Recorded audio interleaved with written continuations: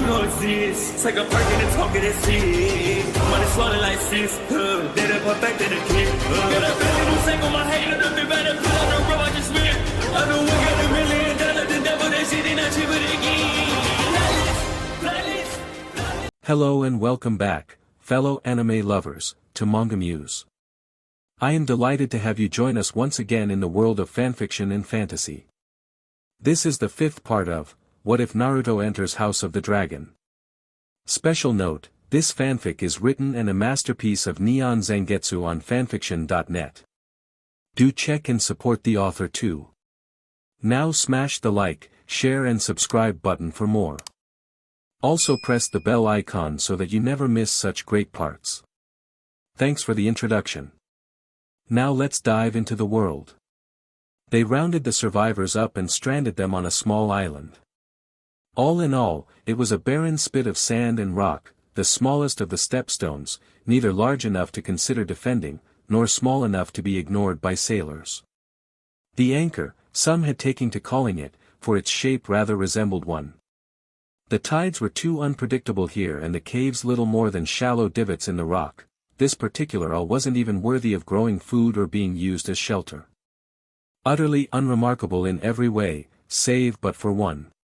It would serve as a most memorable example.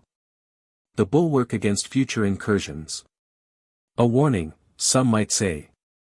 Beneath a cloudy gray sky, 2,000 screaming slavers, raiders, and pirates were each nailed to wooden posts across the sand, with neither food to fill their bellies nor water to sustain them. They were the last living remnants of the crab-feeders' forces, once a mighty armada that numbers in the tens of thousands, a fighting force that nearly brought Westeros low, took captives whenever they wished, and scorched her shipping lanes for years. Once upon a time, they had been proud, defiant, unbent, unbowed, and unbroken. Now they were reduced to little more than bloody blubbering beggars pleading for mercy as the last boat put out to sea. Naruto had a rather unpleasant view of it all given he was on that last ship. It was necessary, considered it of vital importance that he be the last one out. You don't have to do this, you know. Kurama said. I can do it for you. No. Had to be him. Somebody else might have gotten it wrong.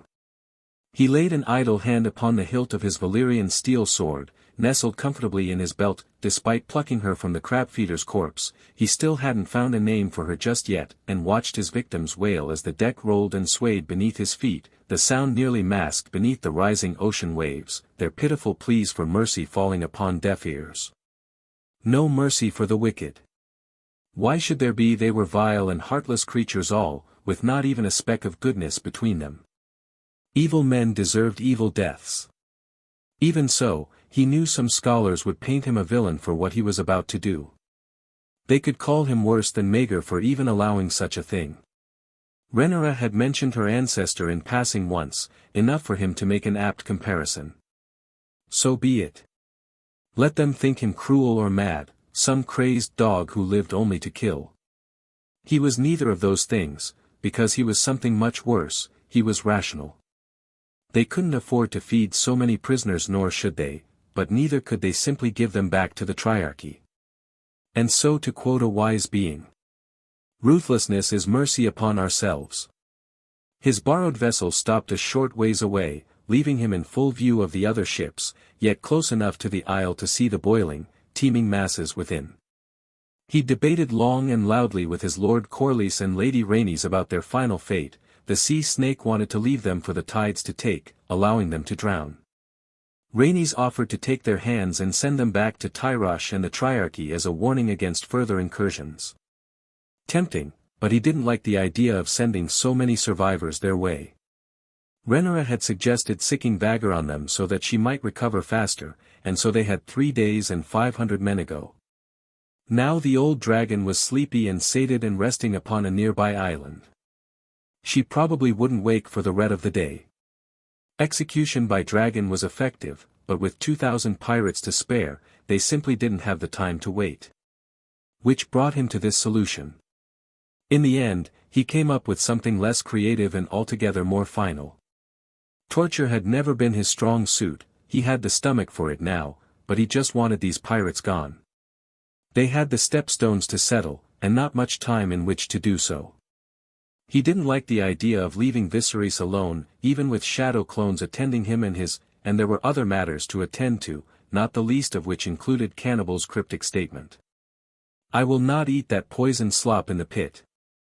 Were the dragons being fed poisoned meat? Something subtle perhaps, not enough to kill them outright, that would be noticed immediately, but perhaps enough to stunt their growth. Syrax had been ranging outside of the pit for a while, as did Vhagar and Silverwing, while Vhagar hadn't been in years, but the other dragons. Rightly worried, he sent a raven to King's Landing the first chance he got. Not a day later, he received Viserys' reply with but 3 words. "We need proof. Proof, proof, proof." How annoying. He'd find some as soon as he returned to King's Landing, and then. Rhaenyra stepped up beside him and took his hand in hers, diverting his thoughts. He glanced askance at her, desperate for a distraction. "Vhagar likes you," she grumbled under her breath. "I notice." "Have you, now?" Though he didn't look at her, he couldn't quite keep the smile from his voice. "She's been following you around like a lost puppy. It's honestly cute. Have you tried riding her?" She glanced at him askance. "Do you think she'd let me?" He shrugged. "Stranger things have happened before. You're basically a descendant of her last rider.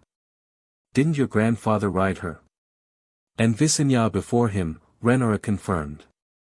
"I'm already bonded to Syrax, though. She'll never accept me. Maybe, maybe not. But she will follow you for now. At least until someone claims heir. Perhaps." From there, she leaned up to whisper softly into his ear. "Are you done stalling, now? They're waiting for you." Naruto blinked once and looked up. So they were. All right. Time to focus, he supposed. His gaze passed over Corlys and Rhaenys before finally settling upon the object of his ire. They had spared 3 prisoners here, leaving them bound and gagged, chained to the deck as their captives. They watched him with wide eyes, certain he would kill them. Corlys certainly wanted to. Despite all efforts to the contrary, Laenor, the man's heir and Rhaenyra's cousins, had taken an arrow to his shoulder during the battle. The wound had worsened quickly, almost suspiciously so, which suggested poison of some kind. He'd tended to the young man the moment Corlys made him aware of it, but by then the damage was done. The boy had fallen into a fevered sleep and not awoken since. Rhaenyra was more fortunate in that regard. She'd only suffered a single graze across her right cheek, and he had been both quick to spot and tend to her. It would scar perhaps, but she didn't seem overly bothered by such a trifling thing. He loved that about her. Whatever her flaws and faults, she was a fighter through and through. And speaking of which. All right, then. Their captives whimpered as he stalked past them. Rhaenyra followed, hands clasped behind her back, made mildly curious by what he planned to do. Good. They needed witnesses. Else no one would believe what was about to happen here. Can you really destroy an island? He smiled softly, sadly. Don't believe me? Just watch. With a shallow bow and a quick pivot, he strode forward until he stood upon the bow of the ship. And flung himself over the edge. Gasps greeted him as his feet alighted seamlessly upon the sea with a burst of chakra, easily finding traction despite the shifting seas. He didn't miss a step, not once. Water walking remained easy as ever, but it was the first time any of his allies, save Rhaenyra, had seen him do so before. He didn't know it, but this casual act would only further grew his legend among the Westerosi and Essosi in the years to come. Tales of those who could walk across water and throw light would be told across the continents for decades to come. But that is a story for another time. Steeling himself, he took a deep breath and focused inward, keenly aware of the hull rocking beneath his feet, the creaking timber and steel, the salty spray of the wind upon his face as he gazed upon these soon-to-be dead men upon the beachhead. No need to summon another divine storm, he still didn't quite understand how he'd done that, nor did he think himself capable of pulling that off presently without a great deal of concentration, but thankfully he didn't have to, because he had an easier option available. He emptied his mind of all doubts. And then Naruto raised his hands, hardened his heart, and kept his eyes wide open. His body blazed gold, a pillar of light in the morning bright. He leaned his head back and basked in it. He knew he didn't have to do this himself. Sensibly speaking, it probably would have been easier to let Lord Corlys and the soldiers do the deed for him.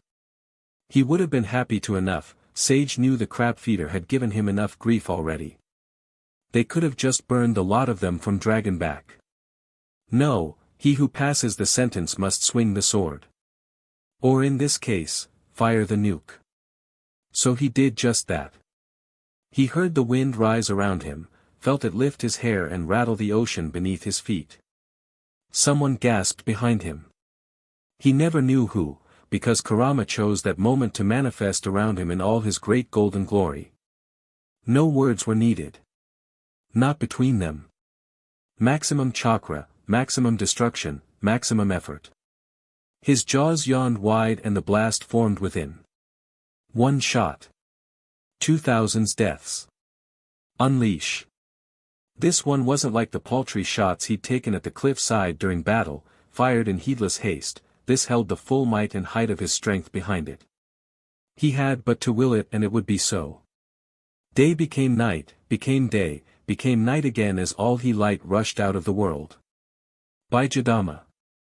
A pillar of light ignited as their ultimate attack struck the island and ignited it, scouring the isle clean of all life, annihilating everything in a single cataclysmic blast. The pirates weren't even able to scream as they perished, because the very air itself ignited in their lungs, scorching them and their bodies away. He did not close his eyes against the light, but rather forced himself to watch, to stand by in silent judgment as 2,000 wicked men and women evaporated like so much morning mist. Ashes to ashes. Dust to dust. We must do what it takes to survive. When all was said and done, when the smoke cleared and the light returned, everyone saw what he was capable of. Of the island, only a charred and blackened crater remained, a deathly divot with glimmers of blackened sand, fused to glass in places. He caught but a glimpse of it before he blasted it again. And again, a fourth time now for good measure, until only a great gaping hole remained. The moment he stopped, water rushed back in to fill the void he'd left behind to devastating effect. Behind him Lord Corlys' ships rocked at anchor, drawn forward by the sudden lurch in the tides, but only for a short while.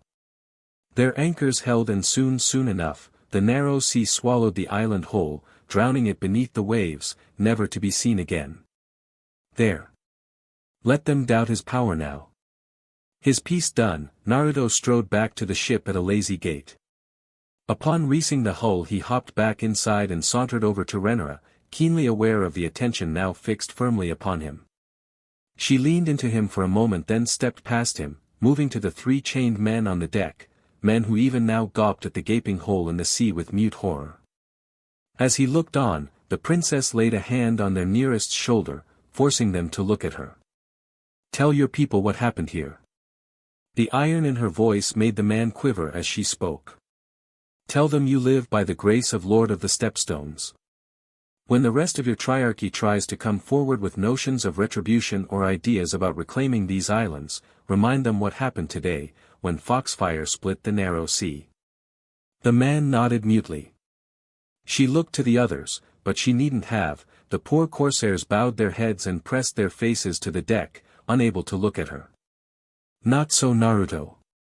He'd never been more proud. The real work began now. Now that they had conquered the Stepstones, it fell to him to settle them and protect them.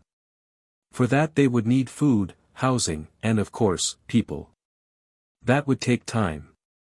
He'd held to his promise of conquering this place in less than a week, keeping them would be another matter. Theoretically he could rule from Bloodstone, but that wouldn't be terribly efficient. Congratulations, dimly, he heard Corlys step up beside him. You've conquered the Stepstones. Good luck settling them and keeping them now that you've riled up Dorn. Rains agreed with Valerian, naturally. My lord husband has a point. They're going to notice our actions here. How do you intend to safeguard against them? Renera said nothing, she simply looked to him in return, awaiting his answer. At least someone here had faith in how he'd secure the stepstones. How indeed? He'd put no small amount of thought into this. And in time, an answer had emerged. He smiled. That'll be easy. Don't believe me? Just watch. Renera and Naruto returned to King's Landing suddenly, without warning. The Red Keep was abuzz about it, everyone rushing to see them. They'd been gone for a year. Nearly an entire year, with nary a word from Renera or Naruto. Alicent found herself swept up in the crowd of curious nobles, nearly tripping over her green dress as she was hastened to the throne room. She had endeavored to be patient during Renera's absence, clinging to her virtue and resolve despite the whispers in the halls, the scathing looks sent her way, the rumors that abounded. It was difficult. No, perhaps those weren't the right words. Agonizing, excruciating, humiliating. Yes, those suited her better. She had no allies at court now save the crown. In spurning father on that darkest of days, she hadn't simply lost his favor and protection, but that of the Hightowers as well. For a time she was alone and adrift, meandering without thought or cause as the court sneered at her. And for what? Defending herself? Speaking her mind? Taking charge of her fate? How it burned, how it galled, how she wanted to stick a knife in their eyes. Lady Emma had proven a godsend during that time, as did little Visenya. Although there were times when Renera's mother very much reminded her of her dear friend. Do you know how to please someone in bed? How she had flushed then, her face red like roses. Your Grace. Emma had smiled at her, as though she knew. It's a common question, dear. I could show you. Shaking herself, she tossed her head and descended the steps quickly, careful not to be trampled in the mad rush to reach the Iron Throne. A rather portly noble rudely shouldered her aside in their haste to push past, and in a rare fit of pique she jabbed an arm into them, slamming the point of her elbow into their gut. The foolish fellow doubled over with a startled grunt and soon found himself unceremoniously shoved into a wall as the rest of the Red Keep barreled by. Worth it. The wave of men and women carried her into the throne room a moment later, nobles, and she found herself among them, slipping between the lords and ladies of Westeros to reach the front. From this distance she could only just glimpse the king standing before the Iron Throne, crown upon his head, blackfire in hand. She glimpsed Demon standing at his right side just past the king's guard, one hand resting upon the hilt of Dark Sister, then the prince saw her and winked her way. Alicent averted her gaze with a huff. Such a shameless rogue he was. And there, further from to the throne, lurking like the vulture he was father. He looked thinner since she'd seen him last. More gaunt, somehow, despite his lofty station. Something cold and dark and ugly writhed in Alicent's heart at the sight of him. She studiously avoided his gaze, refusing to even acknowledge his existence. Even then she could still feel his eyes on her. Assessing her for weakness. Doubtless he wondered whether or not she'd revealed his plans, still wondering why he hadn't been taken to the black cells yet. A year had passed after all. He might even be forgiven for thinking himself safe. He was not. The thought stirred a flicker of ire in her heart. Revenge was a dish best served cold. Hers would be colder than the wall itself. At some unseen command the swarm of people suddenly split on either side, creating a corridor between themselves. Alicent found herself shuffled off the right near Demon as guards moved to protect the lesser nobles, blades half drawn, ready to unsheath at a moment's notice.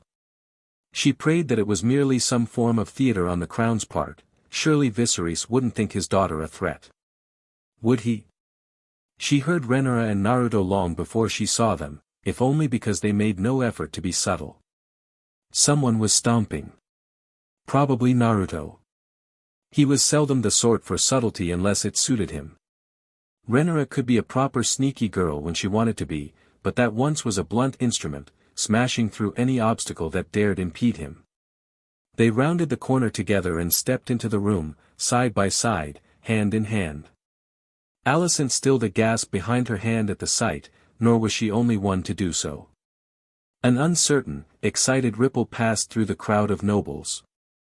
What were they doing, revealing themselves like this? They did not enter with an armed SCRT, which Alicent supposed was a good thing. Naruto didn't swagger, but there was a sway in his step. A stalk. For her part, Renara seemed inordinately smug. The fact that was even now wearing the Conqueror's armor, sans the helmet, was not lost on her. The next thing she noticed about them was the rest of their attire. They both wore black. Not in the sense of mourning, but as a statement. After all, black was but one were the colors of House Targaryen. Renara had even throw a mantle of sorts over her armor, Aegon's armor, the better to make it appear her own. Here I am, she seemed to say. A dragon rider, princess, and warrior all. Make of me what you will. Squinting, Alicent regarded her with renewed scrutiny. There was something off about the way her dear friend walked, although she did not keep one hand to her belly or reveal anything, and yet. Wait. Was she with child? No, surely she couldn't be. Surely she was imagining things, wasn't she?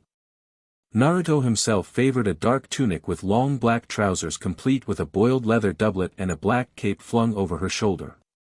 It almost seemed to shimmer in the low light, and belatedly Alicent realized it wasn't silk at all, but something else entirely, some kind of thin metal meant to look like fabric. What was that? All told, he and Renara matched. The sight sent a little thrill of envy through her, feelings as of yet unrequited. Look at us, their outfit seemed to say, we are warriors. Know us. She craved that kind of singular strength. She was a warrior of the mind, not the body. And yet wait. She noticed something else then, something she'd failed to see before, so lost was she in her own thoughts, these darkest of doldrums. They wore crowns. Each of them, Naruto and Renara both, had a coronet of some sort upon their head, a circlet of jagged bones and driftwood lashed together by a length of black cord. It made them look savage. Like conquerors of old, come to savage the seven kingdoms once more. Small wonder the people were so silent. They feared rebellion. Naruto marched right up to the throne, and Renara with him.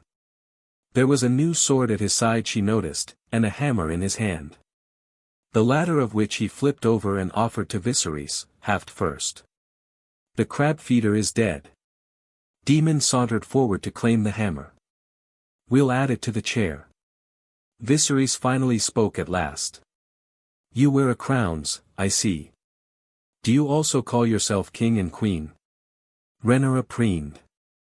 Once we smashed the triarchy and established ourselves on the stepstones, they named us king and queen of the narrow sea. Naruto knelt, and for once in her life, Renara mirrored him as he spoke. But we know there is only one true king, your grace. As one, they removed their circlets and offered them unto him. Our crowns and the stepstones are yours. Viserys smiled. Had they planned this? Communicated by Raven perhaps?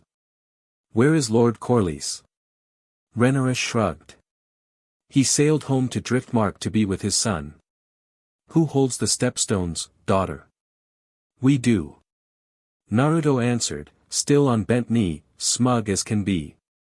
We've already established a port, assembled a fleet, constructed a number of buildings and planted hardy crops that flourish in the windswept soil. Potatoes for instance. Viserys blinked. Potatoes? Potatoes. Naruto drawled the word. You know, boil em, mash em, stick em in a stew. Father scoffed not so silently, a ripple ran through the crowd at that, and not a kind one. Alicent longed to unleash the knife hidden within her bodice. But rather than shout and stomp and spit, Naruto simply ignored their derisive laughter as a dragon would a colony of ants underfoot. He seemed calmer now, his time in the stepstones must have hardened him against such petty remarks, or perhaps he simply didn't care. Regardless, they and their disdain were clearly beneath him. He returned his attention to Viserys. That's why we took so long. We didn't want to leave until we were certain the stepstones were secure. Dorne has taken an interest in them. We had to fend off an incursion. Vhagar helped. The crowd went quiet. Alicent couldn't blame them, she did as well. Vhagar? Largest living dragon in the world. That Vhagar? Viserys himself appeared surprised for a moment. And where is she now? Resting outside the dragon pit. Rhaenyra chirped. She's rather fond of me, father. Father appeared pale, as though he were going to be sick shortly. Good. It pleased her to see him squirm for once in his life. Viserys descended the Iron Throne, Blackfire in hand, careful not to let his ancestral sword click disrespectfully against the steps. Rise, both of you. Naruto and Rhaenyra did as they were bade. The very moment they did, Viserys clamped a hand down on Naruto's shoulder, drew him into a crushing embrace and pulled back to beam at him. The realm owes you a great debt, Lord of the Stepstones. An uncertain murmur buzzed through the nobles. Father looked like he'd bitten into a lemon. Ha! Naruto bowed his head. I live only to serve, your grace. Since when did he speak like that? Was this planned? It had to be planned. Alicent believed it must be. Perhaps they had been communicating by Raven after all. The bit with Vhagar was clearly unexpected, however, it did not change the fact that everything seemed to be proceeding a little too smoothly. Which meant one of two things. Either the other shoe was about to drop, or... Father, Rhaenyra murmured softly, suddenly, reminding the king of something, whispering in his ear. Ah, but of course. Viserys beamed, causing Alicent's heart to falter for a moment. Lords and ladies of Westeros. I have an announcement to make. Alicent gulped. No. Surely not. He wouldn't do such a thing. Not here, not before all these people. A fresh murmur of confusion passed through the crowd, but not for long. Stepping back, Viserys drew Naruto and Rhaenyra, who had never once let go of one another's hands since entering the throne room, together and presented the smiling couple before the baffled nobles. It is with great joy that I announce the betrothal of my daughter to Lord Naruto. Her wedding shall take place in a fortnight. Gasps arose from the crowd. Alicent nearly fainted dead away, it was only her iron will that prevented her from doing so. Even so she swayed a little on her feet. Thank the gods. He hadn't said the rest. Rhaenyra saw her and smiled. She cornered her soon thereafter. Alicent had known it was coming and prepared herself accordingly in her sitting room. But even with all the proper preparations, she still wasn't prepared for Rhaenyra's red dress. Gods, but she looked lovely and... Too late, her dear friend crossed the distance between them, uncaring as a Kingsguard locked the door behind her. She only had eyes for her. A hand touched her face, drawing her eyes up, and then she was there, leaning in to kiss her, setting a fresh spark of longing through her veins, and she found herself returning it and... Wait, she placed both hands on her shoulders to gain distance. Wait. Please, just wait. Rhaenyra did wait, bless her, even allowed her to guide her down to the sitting sofa. Alicent squirmed under her gaze. I had hoped we might speak. Are we not doing so now? I wanted to apologize again, I've been, I think, mistaken, given what I was raised to believe. Wringing her hands in her lap, she narrowly resisted the urge to bite her nails again. There was an order of things, that there was security in the paths laid out for us. I resented you a little for caring so little for any of it, but more than that I was jealous. For knowing what you wanted and I did not know what I wanted. A tilt of her head. And now you do. I knew only what was expected of me, she snapped back. I lost my way, and when I thought I had finally found it, discovered a path that might make me happy, my Lord Father tried to take it from me. The man I put my faith in tried to use me as. She cursed, swallowed a sob, and continued. Not his daughter, not a lady of the court, but a common where to stuck your father. A flicker of fire flashed through Renera's eyes. And you refused him? Of course I did, she rounded on her. So does that mean, while we were away, you found other means? Alicent flushed. She had to sate her desires somehow, but the shame of it made her glare at Renera all the same. Do not judge me for what you yourself have done. I sought comfort, I too have desires. Must you make me say it again? Renera jabbed her ribs with a finger. But for so long you alone made virtue your banner. The truth burned hotter than dragon fire. And I clung to it in defiance of so many things, in defiance of have you, perhaps, who so disdained it. Dipping her chin for a moment, she bit back a longing sigh. I have been alone, missing you. I spoke out against my father, and I felt a weight lifted from me. And I thought for the first time what I would choose, if not for the duty that was expected of me. She took a deep breath, mastered herself, and barreled on. I do not wish to do as I am told. I wish to live, to be free of all this endless plotting and striving and backstabbing that has so consumed the realm as of late. My family will pursue victory at any cost. I see that now, but as for me, I would. Renera grinned. Go on, say it. I would join you. But not right away. She panicked a little at the near-feral look that flashed across her face when she inched forward. I scarcely know him as I know you. If we are to do this, it will be as equals, as partners. I must get to know him before I know. Renera took hold of her hands. Nothing would please me more. And what does he have to say about this? She grinned. He has been pestering me about your answer from the moment we left for the stepstones. Her face flushed, and try as she might, she couldn't quite keep the little thrill from her voice. I was not aware. Of course you weren't. You've been running from him like a scared doe all this time, barely speaking to him. Renera threaded her fingers in hers.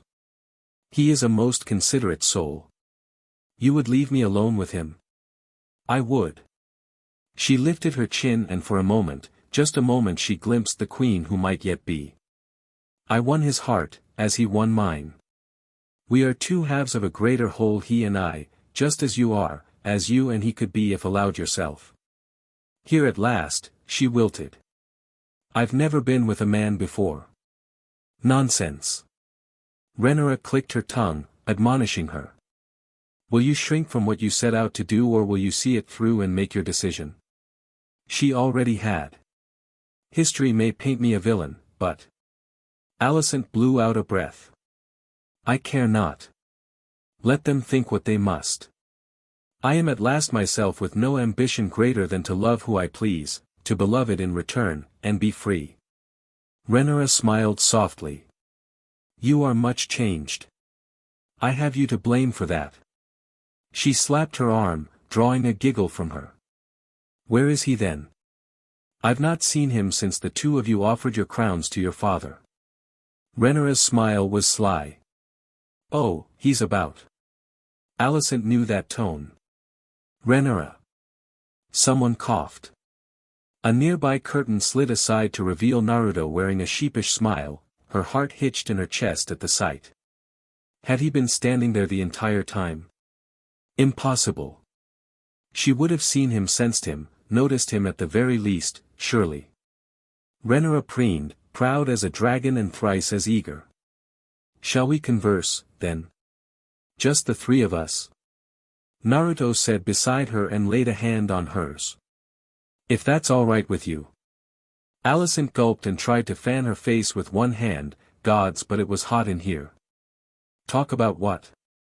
Renera wound an arm around her waist, drawing her closer, lips alighting upon her cheek in a breathy whisper. Whatever you wish. Naruto clicked his tongue and she felt his fingers gently coil around her own. Don't tease her. If she wants to talk first, that's fine. Talk. Right.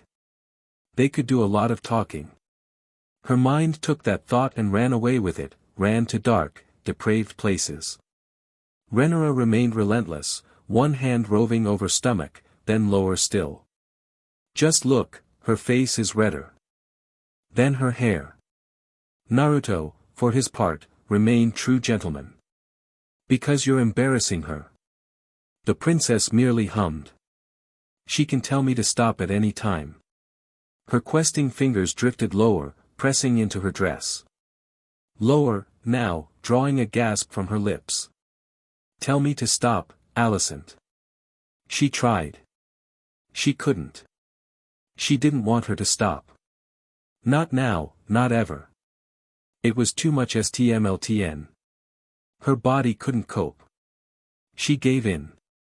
Whirling, she grabbed Naruto by the cheeks, dragged his face down to hers and kissed him with reckless abandon. Finally. With a triumphant cry, Renara pounced upon them both and together, they crashed down upon the bed in a tangle of limbs.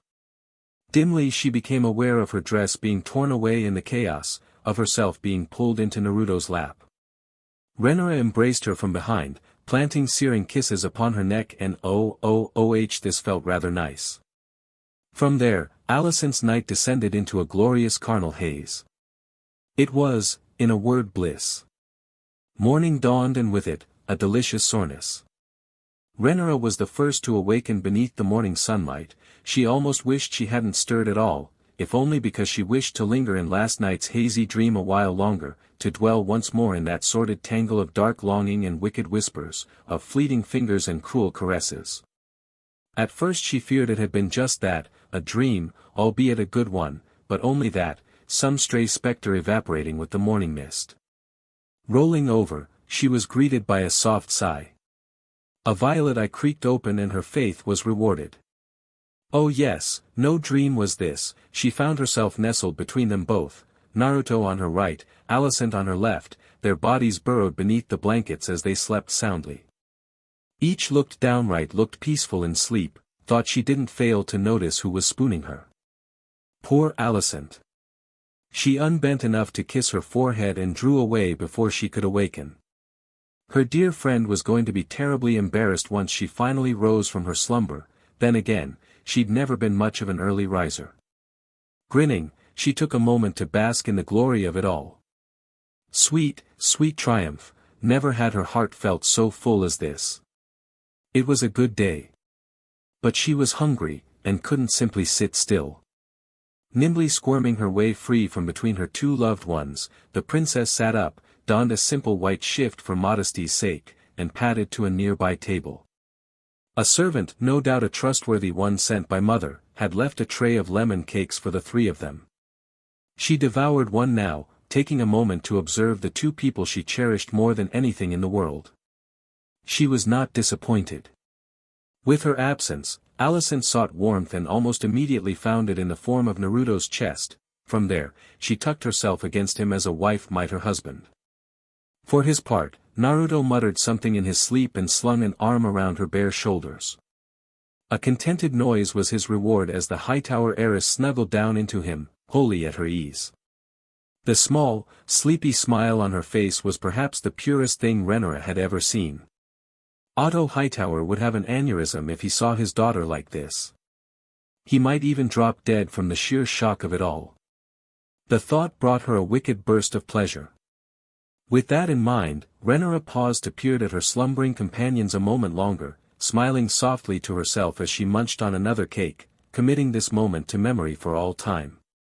Gods, how she wished she could preserve this scene in something other than her mind. Would that it were so. Although, come to think of it, Naruto had once made mention of a wondrous device from the land of his BRTH, a contraption that allowed one to take moments and preserve them in the form of a picture. Photographs, he said they were. What did he call the device that made him again? A camera? Yes, that was the word. She wondered if he knew how to create one. Surely he must. Perhaps she ought to ask. Her gorge suddenly rose, abruptly, and she gagged, though not from disgust. Not again. One hand flew to her face as she abandoned her meal and stumbled over to her chamber pot. Scarce did she reach it than she heaved heavily. What little she'd eaten this morning came boiling back up her throat, leaving her retching on her knees. She wiped her mouth with one hand, grimacing at the acrid taste lingering on her tongue. She'd been getting curiously sick during the mornings as of late. Almost as though she were. Frowning, she laid a hand upon her stomach. Paused now, as she felt a faint bump there. Not all that noticeable, but ever present nonetheless. Had she been overindulging, or was she?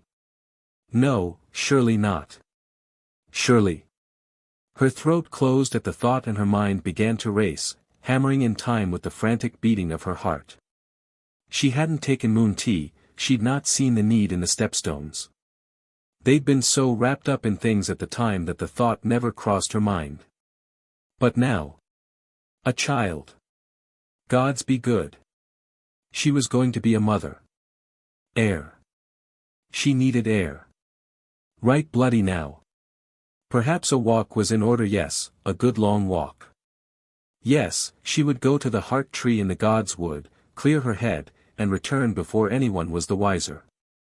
Throwing on a golden gown, she'd long since learned the value of dressing herself back in the stepstones, she briskly bound her hair back out of her eyes with strp of leather cord.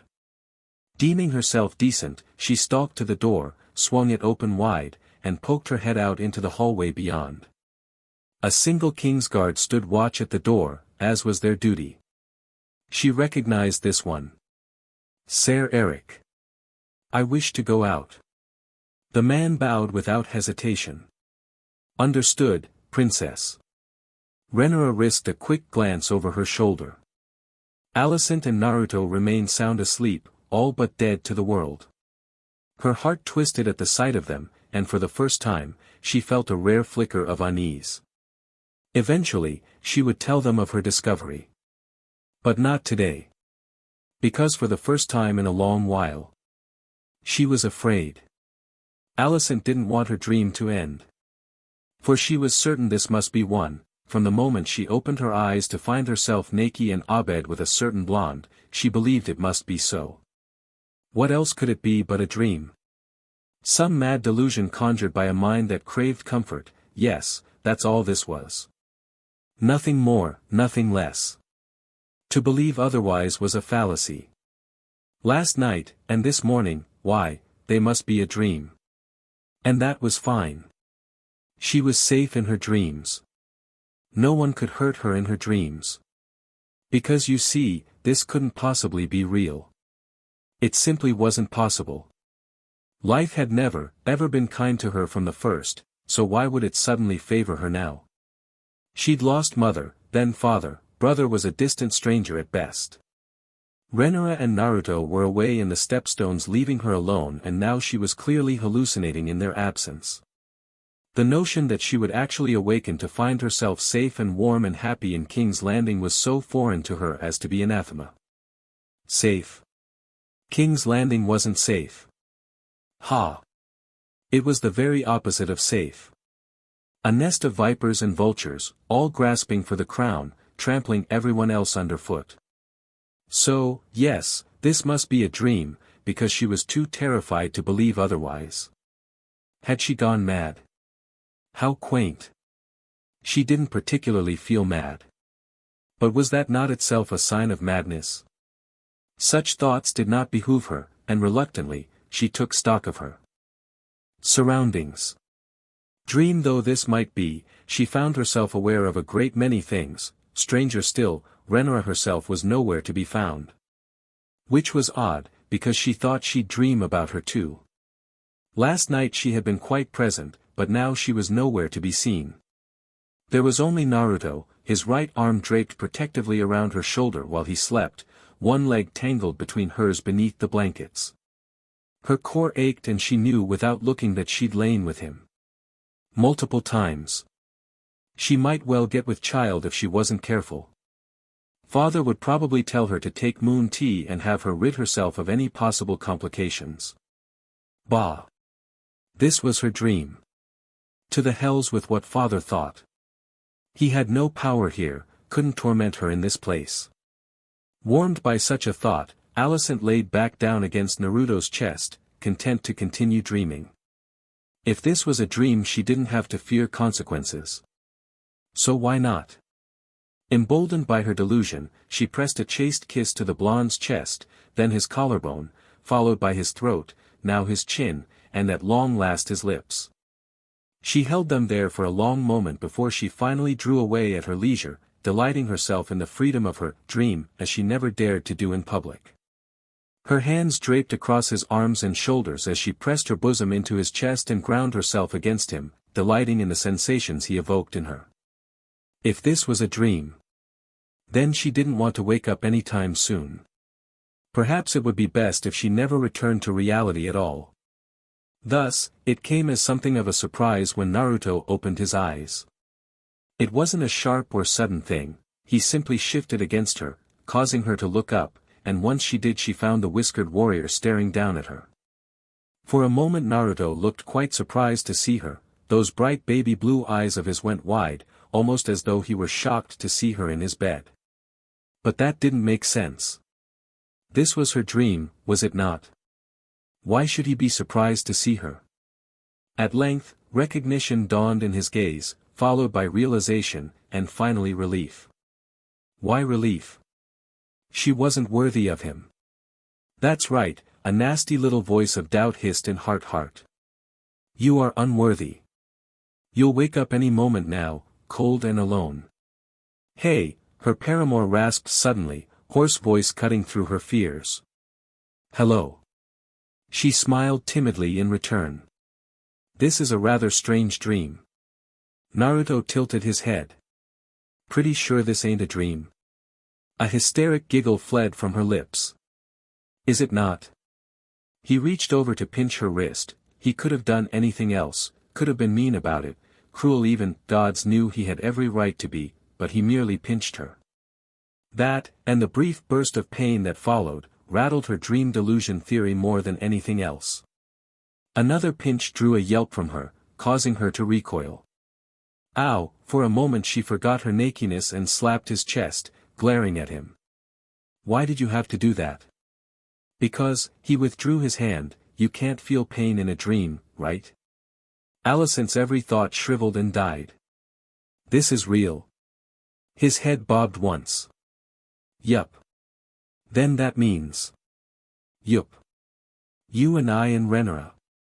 You up. She glanced up at him. Then this isn't a dream. Nope, he granted her a small, lopsided grin. Renara can be pretty persuasive when she wants to be. Which meant last night actually happened. That mad tangle of limbs, the feeling of complete and utter abandonment, followed by bliss as she ravaged them and let herself be ravaged in return. Gods be good. It was all real. Really and truly. A tiny part of her sad, broken soul briefly balked at it, she didn't want to believe such things were real. Because if they were real, if this was real, if she was truly and finally happy, that meant said happiness could possibly taken from her.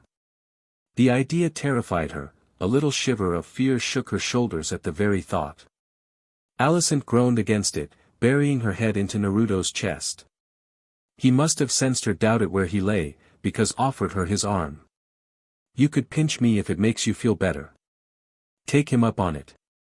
In a rare fit of pique Alicent did just that, surging upright, she took a hold of his whiskered cheeks, hooked her thumbs into the marks and yanked, pulling at his face, tugging it to and fro. She expected anger on his part, derision for her actions at the very least. She received neither. Ow! Naruto only laughed, undaunted by her poking and prodding. Not a dream, see? I'm real. He took a hold of her hands, gently prying them from his face as he continued, You're real. All of this is real. Nothing to be afraid of here. The words swept the wind from her stressful sails and she sank down against him. Where's Renara? He shrugged a shoulder, unconcerned. Restless and chaotic. She's never been the sort to sit still for long. Maybe she went for a walk. So, what now? That was the question, wasn't it? She hadn't really made plans going forward beyond her freedom. And it was good to be free, make no mistake, but she had no idea what came next. Where did they go from here? Where could they go? She couldn't see the path forward, and that frightened her more than anything else. Unbidden, she called Renara's remarks to her. Will you shrink from what you set out to do, or will you make your choice? Her gaze flitted back to Naruto, trying to guess his motives in all this, to no avail. He remained an enigma to her. For his part, the baffling blonde looked content to lay in bed, hands holding hers, not touching any other part of her. Honorable of him. More than she expected. Lust often made beasts of even the most noble men. That he hadn't simply flipped her over onto her back and begun ravaging her spoke well of his restraint. Did she want him to? The answer rather surprised her. Love could come later in the fullness of time, as did all things. For now, lust would more than suffice. She liked him well enough, clearly she found him desirable if she'd been willing to lay with him last night. More than that, her body craved his again. She shifted against him, wincing but a little as her core ached anew. Did she want to bear his children? Perhaps in the future. Maybe someday. She entertained the thought on a whim. Her mind ran with it. She could imagine them now, 3 boys and a girl. But for now they were alone, the both of them. This was her chance. Not just to talk, but to prove something to herself, to shed that last thorn of doubt still lodged within her heart. Mustering up her courage, Alicent gently tugged her hands from his and crawled into his lap. From there she sat up slowly, deliberately, making her intent clear. The blankets did the rest for her, falling away like a forgotten gown as she bared her upper torso to him. Sunlight gleamed through silk curtains to dance across her pale skin, tempting him. Look at me, she said, more a plea than anything else. Sure enough, he did. No, more than that, he stared. There was a hunger there in his gaze, leashed perhaps, but visible to her all the same. He found her attractive. That was good. Very good, if she was being honest with herself. The prospect of being longing by someone warmed her more than words and did much to banish her own self-doubt. She bit her lip and lifted her chin, trying to appear braver than she was. Would he know her? Would look at her? Would he see her? Not just as a woman, but a person. Not some broodmare, but Alicent Hightower, she who had forsaken her family for the sake of her own happiness. You may touch me, if you wish. She may be in exile in all but name, but she was still a lady. I am yours. His hand settled onto her peach. You don't have to do this if you don't want to. The moment he uttered those words, Alicent felt a weight leave her. Want? How long had it been since someone said such to her? Renara certainly, but to hear it from Naruto of all people. Something snapped into place within her mind and she lost control of herself once more. No, perhaps that wasn't quite right. She didn't so much lose control as she did abandon it, casting aside as one might a spent goblet or a broken sword. All thoughts of virtue and restraint and manipulation fell away from her. She became unburdened, not just in body, but soul as well. Because at the end of the day, she craved freedom. She always had, all her life, ever since she first sat her mother's knee. True freedom, not simply to carve a window into the wall of her prison, but to shatter the cage which held her heart, walls, floor, ceiling, and all. Once again, she reaffirmed her choice. Here at last she dared herself to be bold, if only for a moment. She couldn't quite conjure the brash bravery of Renara, but she could come close. Ignoring her fear of rejection, Alicent dipped down to kiss Naruto full on the lips, and as she did, she began to press herself down onto him, not frantically or forcefully nor fiercely as she'd done last night but slowly, deliberately, peach undulating against his, drawing out the movement just as Lady Emma had taught her, the better to heighten his pleasure. Once, twice, then thrice for good measure until she made her point. He wasn't crass enough to grunt or growl or gasp but she could see the fire in his eyes as he grit his teeth behind his lips. I want to ride you into the ground. How does that sound? He loosed a low laugh. Non-negotiable. Alicent planted both hands atop his chest and began to move faster, with purpose now. There was no longer any pain to encumber her, every sensation sent a fiery frisson of delight racing beneath her skin, no, deeper still now as he began to move with her in earnest. Her melons bounced like ripe fruit on a branch and his hands rose to cup them, not roughly as she feared he might but gently, cradling them in his palms. His faint smile was her only warning, then she found herself gasping as his thumbs traced her tips, then again now as he dipped up to kiss them himself. Abruptly his right hand cupped the back of her head, drawing her down to him, to which she yielded gladly, bringing her lips to his, mouth to mouth as their bodies quivered in ecstasy. From there, the world dissolved into a decadent daze of depravity. By the time she came back to herself, the sun had crept much higher in the sky. She knew not what hour of the day it was and cared not. Tucked into his chest and warm beneath the blankets, she focused only on her own relief, the post-coital bliss that blew all her fears away like so many leaves in the wind. She was sated and slick and spent, her doubts destroyed. For now, nothing else mattered. No, wait, she told a lie. Laying a hand on Naruto's chest, she glanced towards the door. We really should search for Rhaenyra. As though summoned by that very declaration, the Princess of Dragonstone swept through said door in a rush and slammed it behind her. Not so long ago, Alicent might have squeaked and panicked. Now, she merely drew up the blankets to preserve her modesty. Her dear friend's smile was decidedly strained. Father wishes us to join him for breakfast. Alicent bit her lower lip until it hurt. That couldn't be good. The royal family awaited them. Naruto found VERYYYY sat at the head of a grand table, tucking into a hearty morning meal of mutton alongside his wife and brother, the latter of whom looked up and waved their way as they slipped inside. Emma gave a greeting of her own, wearing a sly smile. Sleep well, she crooned. Heat seared up the back of his neck. Blast it all. They knew. Rhaenyra coughed into a fist as poor Alicent sputtered incoherently. Demon was, well demon. Honestly that man just didn't seem to age. He. By all means, do tell, said Prince gestured grandly at the three of them. How was it?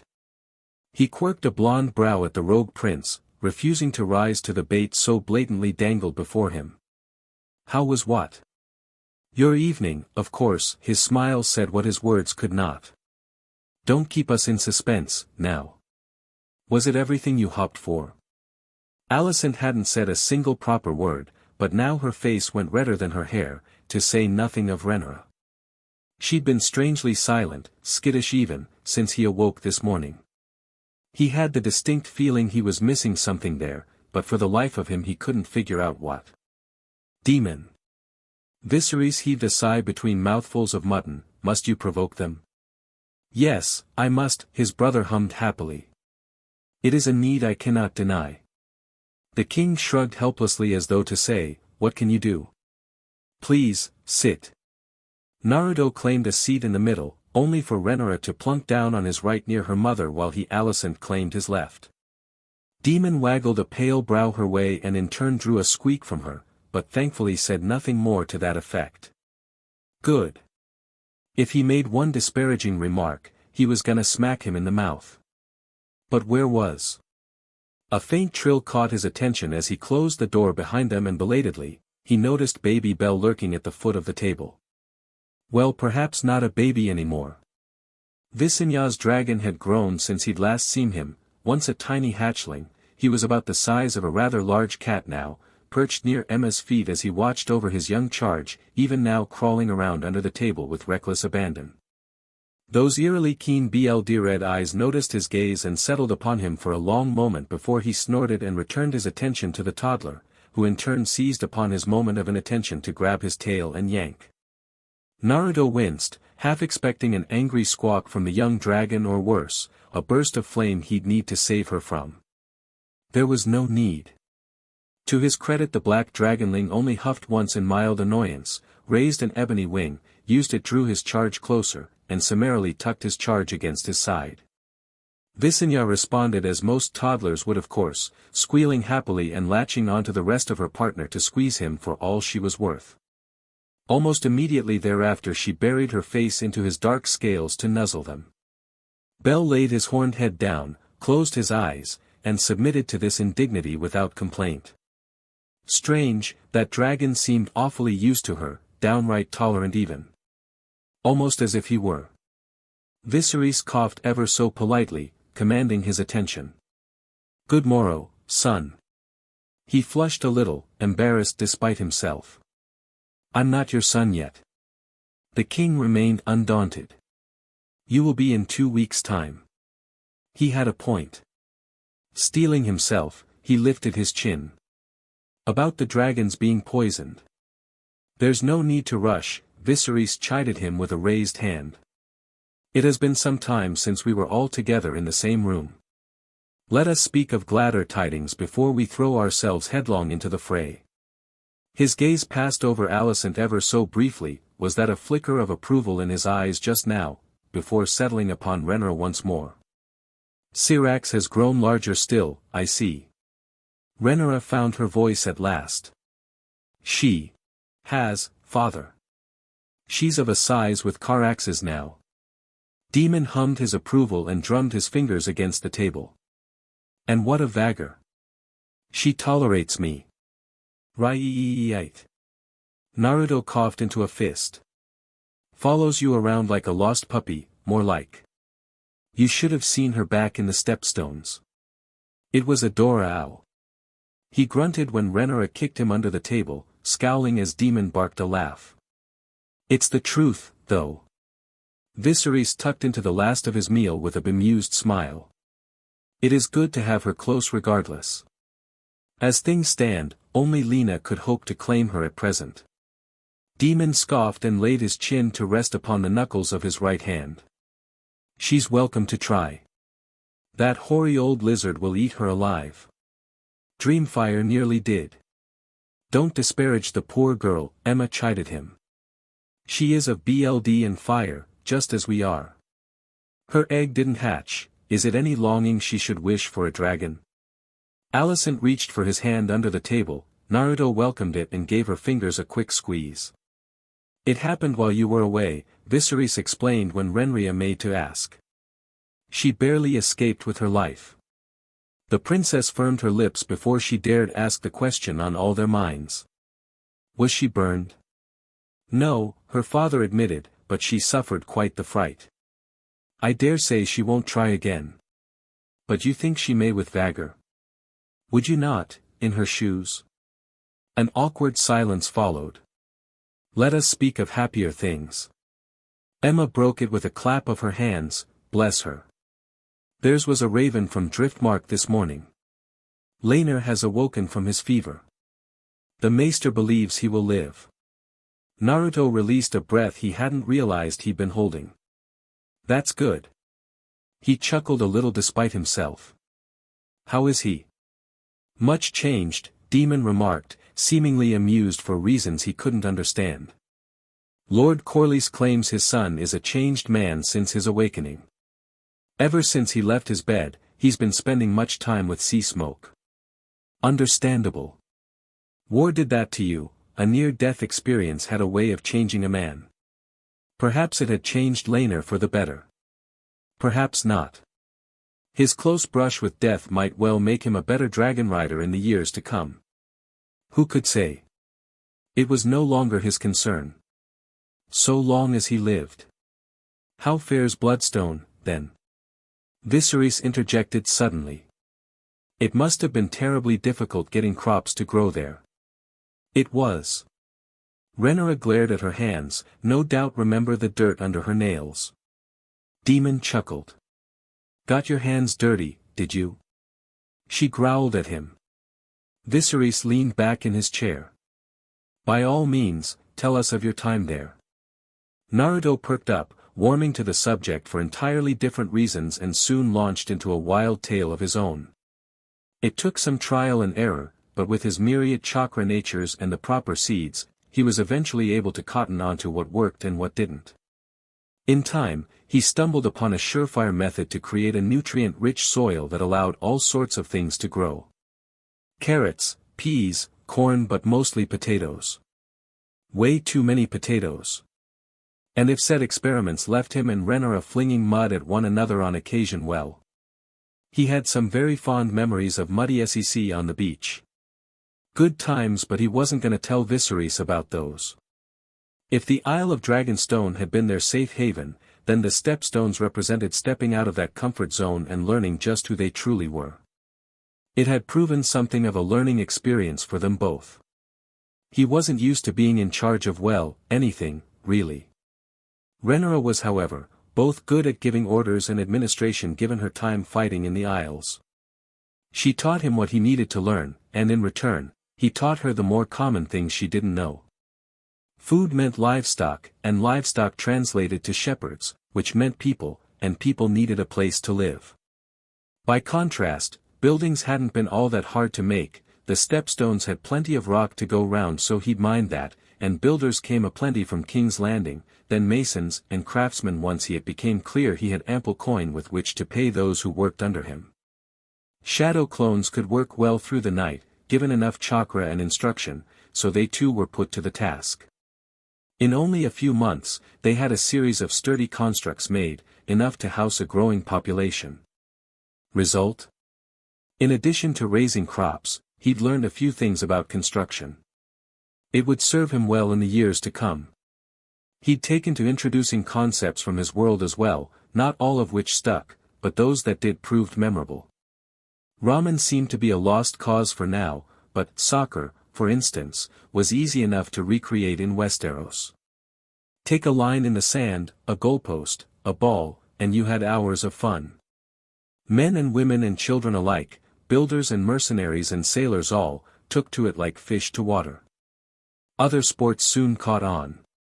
Baseball, football, even basketball. Turns out the people of Westeros were rather competitive. There was even talk of building an arena, once the rest of the Isles were settled, making it a national pastime.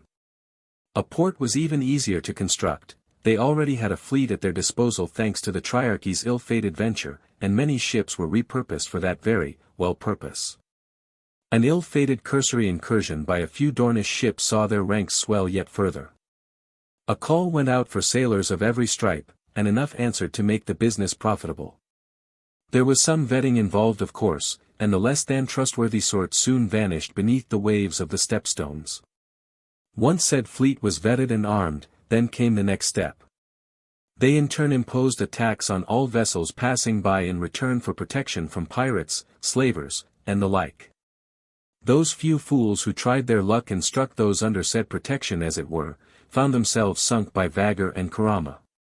Piracy dropped to near nothing as a result. Within a year, they garnered something of a reputation for themselves alongside a near stranglehold over trade across the narrow sea. Lord Beesbury had complained bitterly about investing so much coin before they'd begun their little campaign in the Stepstones, but now his investment was paying dividends. Not all were pleased about this, and the Triarchy even less so, but neither had the power to meddle with them for the time being. In time, he would turn his gaze further, to Essos itself. And beyond even that, the ruins of old Valyria. But that is a story for another time. Once he was certain their main base was secure, he'd left a capable steward in charge, a man he trusted not to betray him and with his senses that was saying something while he was away in King's Landing. With his speed it was a simple matter to flit back and forth between the Stepstones and the capital as he pleased. Running back and forth between them was annoying, but hardly time-consuming. All the more reason to mstr your father's jutsu. Yeah, I'm workin' on it, furball. Fascinating. Viserys steepled his fingers as he finished his tale. And the rest of the islands? We're still expanding for the most part, but yes, he agreed. Everyone's well paid and taken care of over there. I saw to it myself. Good. An invisible weight seemed to leave the king's shoulder. That is very good. It heartens me to hear how well you've done, truly it does, and to know my daughter is in such capable hands. Rhaenyra flushed. Emma nudged him with her elbow. My love. Yes, he heaved a sigh. I suppose we can't avoid it any longer. Before we address the matter of the Hightowers and the dragons, there are those who I had considered raising up, bringing into our house. Renera perked up, intrigued. Such as? Demon took the topic and ran with it. Your father and I spent the last year looking into them. Some are mongrels, they have little potential. We've discovered 3 that might actually be related to us directly, and one of them fled into Flea Bottom when she realized she was being followed. Alicent raised her hand. I beg your pardon, but... Emma smiled her way. You needn't hold your tongue, dear girl. Naruto preened with pride. Yup, that settled it for him. Renera's mom was best mom. Is this truly wise? The redhead lass finished tentatively. Raising BSTRDS up to be nobles. We cannot be certain of the strength of their character. What if they betray us? There is a risk, of course. Viserys granted her a nod, but we're hardly giving them dragons now, are we? They will be indebted to us, they will be watched, and if they prove themselves to be unsuited to court well, I'll kill them. Demon shrugged a shoulder. One of them claims to be a half-brother of ours. We'll see their mettle yet. And if it is lacking. Oi, Naruto interjected. Isn't that a bit much? We shall cross that bridge when we come to it, Arma temporized, leveling a stern look upon Demon. The prince raised his hands. It was merely a jest, sister. You did not make it seem like one. They would be lower on the succession, of course. Viserys continued apace, but they are in a way, useful. At present, our bloodline is imperiled. He looked to Emma, who nodded in return. If some foul fate were to befall me and your mother, all of you would be vulnerable. We must multiply and quickly. Strengthen our line. A fist thumped down on the table, rattling the silverware. Secure the succession against those who would assail us from within and without. More than that, these 2 will serve as a distraction, a smokescreen of sorts, the better to mask our true intentions from the Hightowers. Renera tilted her head. Have you worked out the means by which to approach them? Leave that matter to us. Now on to Otto Hightower. With those words, the room fell silent. Alicent squeezed his hand hard. He has overreached himself as of late. Emma's smile seemed sweet, but her words were pure fire. While he hasn't made any moves, overt or otherwise, since Alicent's outburst, the fact remains that he is a threat. A pause now, as he looked toward his daughter. I cannot thank you enough for bringing this matter to our attention. You spared us no small amount of unpleasantness. The poor girl flushed, but lifted her chin. I do not regret it. Naruto patted her hand beneath the table. Good. She'd found her spine, now she just needed to strengthen it. Renera scowled, a hint of her old fire shining through. If you know of his plots, then why haven't you expelled him from the city? Or clapped him in irons at the very least? Merely on the word of his daughter, he looked to Alicent. We have your words, yes, and your confession, but we need more than that to oust a man such as him. He has been thorough thus far. Then arrange an accident. Demon chimed in. Poison him, as he sought to poison me. Such a notion left a sour taste in Naruto's mouth, but he couldn't bring himself to disagree. One way or another, Otto had to go. And soon. Preferably before the wedding, because the moment he realized what they were up to, all hells would break loose. There is no need for such underhanded methods, Demon. Viserys replied, and the sudden twist in his tone left the whiskered warrior doing a double take. For all his plots and schemes, he has made one fatal mistake, and not just in alienating Alicent to his cause. No, this is what we will do. He told them. It took the better part of 5 minutes to explain, but tell them he did. By the end, Naruto found himself leaning back in his chair. That's surprisingly vicious of you. Viserys smiled. It was not a nice smile. Do you not approve? No, he raised a hand, I do, just DMN. Why didn't I think of that? You would have, in time. Emma answered for her husband. The Hightowers and those allied with them must be convicted beyond any semblance of a doubt. We must tear them out, root and stem. Nor are they our only enemies. Viserys seconded her, steepling his fingers. The matter of the meat in the dragon pit has already been tested by Maester Orwyle. Trace amounts of poison were discovered therein. Subtle perhaps, but over time, they may well have served to stunt the growth of our dragons, to weaken them, make them more susceptible to illness. Rhaenyra picked at her foot. And this, Maester, of yours is trustworthy? He is young, honest, and earnest, eager to do good where good work is to be done. Emma answered her dauntless daughter. We believe he has no knowledge of whomever began this plot, but when confronted with it, he investigated most earnestly and offered a number of remedies. Naruto didn't doubt that, but he resolved to meet this Orwyle in person when he could. Of all the people in King's Landing, he trusted only those in this room and, to a lesser extent, Ser Harold, Eric and Eric. No one else. King's Landing was a den of vipers just waiting to bite. Better safe than sorry. Alicent chimed in, mind ever sharp. And the Grand Maester Melas? Currently recuperating in Old Town. Demon's smile suggested he had a hand in the older man's absence. I dare say he'll be in for quite the shock when he returns. Rhaenyra turned her gaze on him, made curious. You believe this is a conspiracy of the Citadel, then? How? The prince preened. I have my sources. That said, Viserys continued apace. Testing the meat alone is insufficient, the dragons themselves need to be looked in on. We know Vermithor and Silvering remain unaffected, as does Vhagar, but we're concerned for Dreamfire and Caraxes, the latter of which has taken ill. To say nothing of Syrax and the younger Wirms. We've allowed some of them to range out of the pit, but that is only a temporary solution at best. If my dragon dies, I'll have Hightower's head, Demon muttered blackly. We need someone to look into this immediately. Naruto nodded his agreement, mind whirling.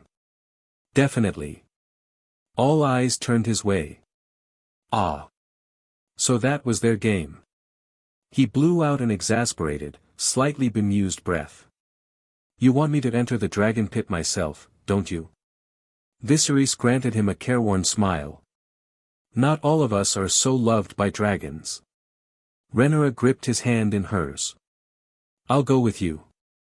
And just like that, his course was set. It would prove a memorable day. Into the pit they went. By they, he meant himself and Rhaenyra, of course. Newfound bravery aside, Alicent wasn't about to risk herself in the face of such colossal beasts. They tolerated Targaryens and him, no others.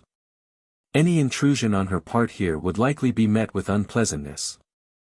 Still, darkness and the smell of dragons aside, he couldn't help but marvel at the construction of this place as they delved deeper into the dark.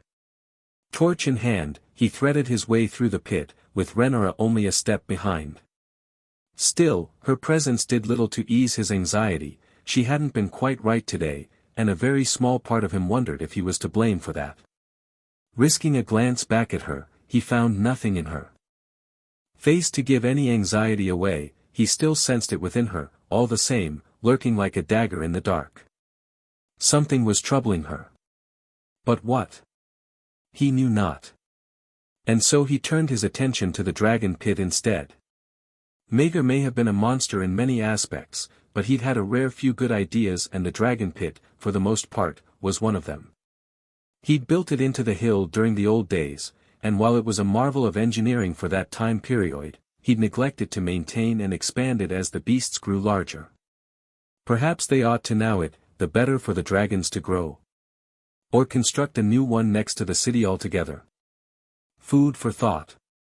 The logistics of such an idea made his head ache, and he shunted them aside for now. Down into the dark they went, threading through tunnels. Movement in the dark drew his eye, and excited, he turned towards it as the tunnel split. In short order he found himself in a large chamber, hewn from earth and stone. And there, nestled in the center of it all, crouched low over a dark mound of some sort, almost invisible in the gloom. That was a rather large dragon. "Which one is that?" he whispered softly. "Dreamfire." Renara murmured. "She is formidable." Despite his concern, a grin split his face. That was one way to describe it. A blue-silver dragon, larger than most, and judging by the hiss she gave, didn't seem all that pleased to see them. "Careful." Renara's voice was a breath whisper behind him. "She's guarding her eggs." Naruto edged closer, raising one hand. "Easy," he soothed, drawing near, "you're all right." He expected fire and flame. Instead, she reared back and booped him with her snout, pushing him away. He caught her the second time and held fast, not letting himself be budged, yet keeping his stance low, careful to show the proper obeisance to the dragon mother. He grinned and rubbed both hands over her scaled face. "Aw, you're a good ma mein cha. Don't worry. We're not here for your babies. Just a checkup." Renara squirmed under his gaze. He'd been right earlier, she was hiding something, but what? Was this another one of her schemes? No, he didn't think so, there was nothing she could possibly want to hide from him, so what? Without warning, Dreamfire inhaled deeply. He tensed, half expecting a burst of fire, but no, the she-dragon drew another deep breath through her nostrils, not her mouth. Almost as if she were testing the air, sniffing it, scenting it. Abruptly she buelled forward, knocking him aside. There had been no ill intent behind the blow, even so he stumbled, baffled as Dreamfire drew closer to the princess. Renara went terribly still, she didn't dare move as the bright dragon sniffed her. Once, twice, thrice now. Her lips peeled back as she growled, this great gleaming eyes narrowing to fine ruby slits. A triumphant trill rattled the pit. It was their only warning. Dreamfire threw back her head, belched a brief geyser of flame into the ceiling, and lay her mighty head down beside Renara. Her very body shifted with her massive bulk, large wings and tail curling almost protectively around her, as though to embrace her and shield her from any and all harm. Almost like one prospective mother-to-be greeting another. But that would mean. Naruto turned his senses on her and found nothing out of the ordinary. Renara remained as she always was, a burning beacon of fiery light and life, unchanged and untouched by the world. A strange swell of disappointment welled up inside of him. Look again. He squinted, focusing with all his might. And then, finally, he saw what he'd failed to see before. There, a little glimmer of life in her belly. Young, small, hard to look for, harder to see, and glimpsed only by chance. Perhaps sensing the weight of his gaze, the princess laid both hands over her belly defensively. Not that it made any difference. He still saw that little light, that tiny speck of chakra coalescing in her belly, forged between the two of them. A soul. Life. Naruto's mind fizzled, sparked back to life, fizzled out again now, before words came to him. Even then, in his shock, he could only manage to muster two. Your PRGNNT. Beneath his gaze, Renara smiled nervously. Surprise? This is delightful. Emma wasn't angry when she heard the news, how could she be? On the contrary, she was anything but aggravated. Delighted. Excited. Surprised. So many fancy words slipped through her mind as she crooned over her dazed daughter, now reclining before her upon a lounge of red cushions. Mother please, her eldest child squirmed in place as she fussed over her, to no avail. You're embarrassing me, and why aren't you angry? Angry? Why would she be angry? She was going to be a grandmother. She must tell everyone. No, wait. She really shouldn't, Otto Hightower mustn't learn of this. Blast it all. You could never make me angry, dear girl. Willfully, she forced herself to focus on happier things. You're getting married soon and already you've made me a grandmother. She was babbling now, she knew, but she just couldn't stop herself. Did you plan for this? If so, you have impeccable timing. Her expression said otherwise. Not planned, then. Good to know. Credit where credit was due, Naruto and Renara had come racing back the moment they learned the news. How wonderful that they'd brought it to her first, pausing only to make sure Caraxes, Dreamfire and Syrax were well tended to before returning. To hells with the dragons. This was much more important. To be a grandmother already and at such a young age. There could be no greater blessing. When did you realize you were with child? She asked. Have your courses stopped? Renara flushed, bless her fierce little heart. You mean my bleeding? Naruto had been hovering at Renara's elbow for some time now, silent as the grave, good boy, he'd make a fine father, but at this turn of topic his whiskered visage became distinctly grey. I should go. Her daughter rounded on him. You stay right there. If I must endure this torment, so too shall you. Ah, come on, have mercy. You're the one that put a babe in my belly. She tucked a stray strand of silver hair behind one ear. You should be grateful I haven't thumped you upside the head. Ha! Emma knew the brilliant blonde wasn't one to let a jab like that pass him by, and he didn't disappoint her. That's funny, you seem to enjoy being thumped an awful lot in the bedroom. Renara choked on her spit. Had Alicent been conscious, she might have spat out her wine. Alas, the poor girl was quite unconscious at the moment, she'd fainted the moment those two delivered the good news. Now that promised to be an illuminating conversation when the poor girl awakened. But on to more exciting matters. Why you? Cheeky little dragon. Red-faced, she winged a pillow at him. Feisty fox. Emma scarcely heard either of their bickering, she was too busy pressing an ear to her daughter's stomach, which ironically put a stop to that very argument before it could escalate beyond thrown pillows. No kicking yet, the babe was still early, but as she ran her hands over her torso she couldn't miss the telltale bump there. They'd need to find a loyal maester to confirm it, but if her suspicions were correct, she'd been holding this child for at least a moon's turn, now. A small, girlish voice squealed in the back of her head. E. Just wait until your grandsire learns of you, little one. He'll be head over heels. That's quite enough. Renara flailed her hands to shoo her away, and undaunted, the queen scooped up VOICEOVER from her cradle to present it her unto her sister.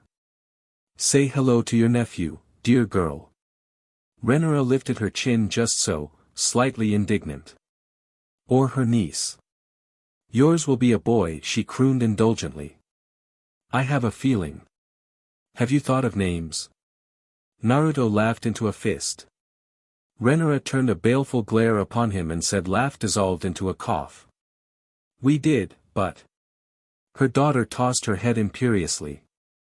I wish for our first child to have a memorable name. Not offense meant toward tradition, but so many of our own are simply variations of one another, or the second of his name, and so on. Intriguing, but not unexpected. Did you settle upon one? A few actually, her daughter preened, proud as a peacock, but nervous, secretly craving her approval. You may dislike some of them. Will I, now? I shall be the judge of that. She sat briskly beside her and took her hands in her own. Tell me. Renara spoke quickly.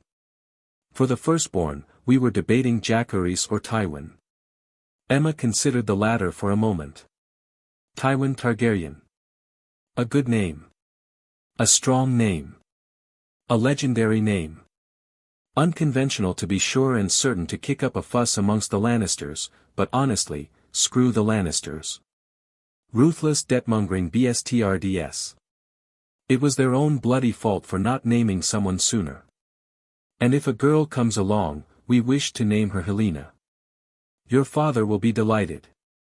Here, she handed little VOICEOVER off to Naruto, who sputtered for a moment before accepting her. Best get some practice in while you can. Bell creaked an eye open where he lay, huffed once, and went back to sleep. The goodest of boys indeed. Now, then, she steepled her fingers and looked to them intently. When did this happen? I only suspected it recently myself. Renera replied, idly touch a hand to her stomach. Dreamfire confirmed it. Emma didn't bother to hide her smile this time. Perhaps you carried her future rider in your belly. Or mayhaps that of Vagger. It would certainly explain why the hoary old lizard was so keen to follow her dear daughter around like a lost puppy. Still, I'm not surprised this happened. You've been at it like rabbits and with no moon tea besides. Naruto's entire face burned red as he tucked his chin into his chest. By comparison, Renera's own protest proved far more vocal.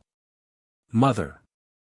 Be honest with yourself, dear girl. She traced a finger across her stomach. Be doubly thankful your wedding takes place in less than a fortnight, not 9 months, else you might be accused of having a BSTRD. Her daughter's face closed down, a hint of fire flickering in her lively lilac eyes as she absolutely hissed. I will have no child of mine called such. Why would they be called a BSTRD? Naruto made a confused noise, undaunted as Visenya yanked on his hair. Where I come from, a child is a child, regardless of their parents. She didn't miss the protective way in which he held her dear daughter. In that instant she knew this boy would go to hell and back for his children. Kids are kids, the fault shouldn't lie with them. Visenya unknowingly burbled her agreement to that effect, drawing a grin from him. Ha! A grin split his face as crowed in triumph. She gets it. Don't, you Visenya, he tickled her, drawing a delighted noise from little Targaryen. How gentle his homeland sounded and how little she knew of it. Emma flicked him a pitying glance to mollify him. Would that things were so simple here. Nevertheless, we mustn't move up the wedding date. To do so now would show weakness or worse, imply haste, and that alone will give many reason to suspect something is amiss. So we must wait. Then her daughter crossed both arms before her bosom. I'd rather have the whole wedding done and over with. Emma smiled softly. I know, dear girl. You do realize you'll have to wear a dress, don't you? Her dear daughter blanched. Must I? A pale brow rose. Did you intend to wear a tunic and breeches to your wedding? Maybe. Absolutely not. Renera gagged, failing to notice Naruto's sudden interest in the topic. Emma did not. And you, dear boy, will have to wear something besides armor. The whiskered warrior looked like he'd just been stabbed. Do I gotta? Yes, you must, she chided him ever so gently. Don't worry, I'm sure you'll look wonderful. Viserys will see to it perhaps after he has a rather long chat with you. Naruto gulped, but the mention of her father seemed to reactivate Renera. Speaking of father, where is he? And where is Demon hiding, for that matter? Emma smiled, and this time, it was all teeth. They're enacting the next stage of the plan. Hugh Hammer didn't fear dragons. But not having fear didn't mean you couldn't have respect for what they was. Make no mistake, he knew they was big and tough and oftentimes mean as can be, but they wasn't invincible. At the end of the day they were just meat. Dangerous, fire-breathing meat that could and would, snap you up in a single bite and swallow you whole, but meat all the same. Anything died if you hit it hard enough. Everyone succumbed to time, sooner or later. Anyone could break, given the proper application of pressure. He knew these things because he was a blacksmith, not a butcher. His trade lay in the realm of weapons and armor, not fire and BLD. That said, he was good at what he did. Very good. Not the best in King's Landing, but good enough to make a decent bit of coin, enough to get by. He did what he could, worked where he was able, but there wasn't much demand for smithin' in the capital at the moment. It was a time of peace, not war. You didn't need swords for peace. These days he did what he had to, taking what work he could, where he could. Sometimes that meant forging hinges for doors, or belt buckles, maybe a bracer if he was lucky. Oftentimes, it meant helping his less than reputable friends. Smugglers, for instance. That lot always had good need of iron and steel. They didn't pay top rate, hardly ever did, but some coin was better than none at all. Sometimes he had to run the supplies himself, and sometimes that took longer than he would 'a liked, yet he almost always got paid in the end. And when he didn't, well, he had his hammer. This latest job, for instance, just saw him coming back from particularly far afield. Or was it Asia? Fancy posh pricks and their words. Regardless, he'd been gone for a while this time. He stowed his little boat in a sheltered cove and covered it with a tattered tarp, then weighed that down with heavy stones to keep it secure. From there he retrieved his satchel, slung his hammer round his shoulders, made sure his money pouch was stowed inside his tunic. He'd learned his lesson after a cheeky cutpurse snatched a week's worth of wages off him, and looked to the horizon. He could see King's Landing looming above him in the distance, framed against the light of the setting sun. Home, such as it was. He was eager to get back. His wife was pregnant, and the missus wasn't doing so well.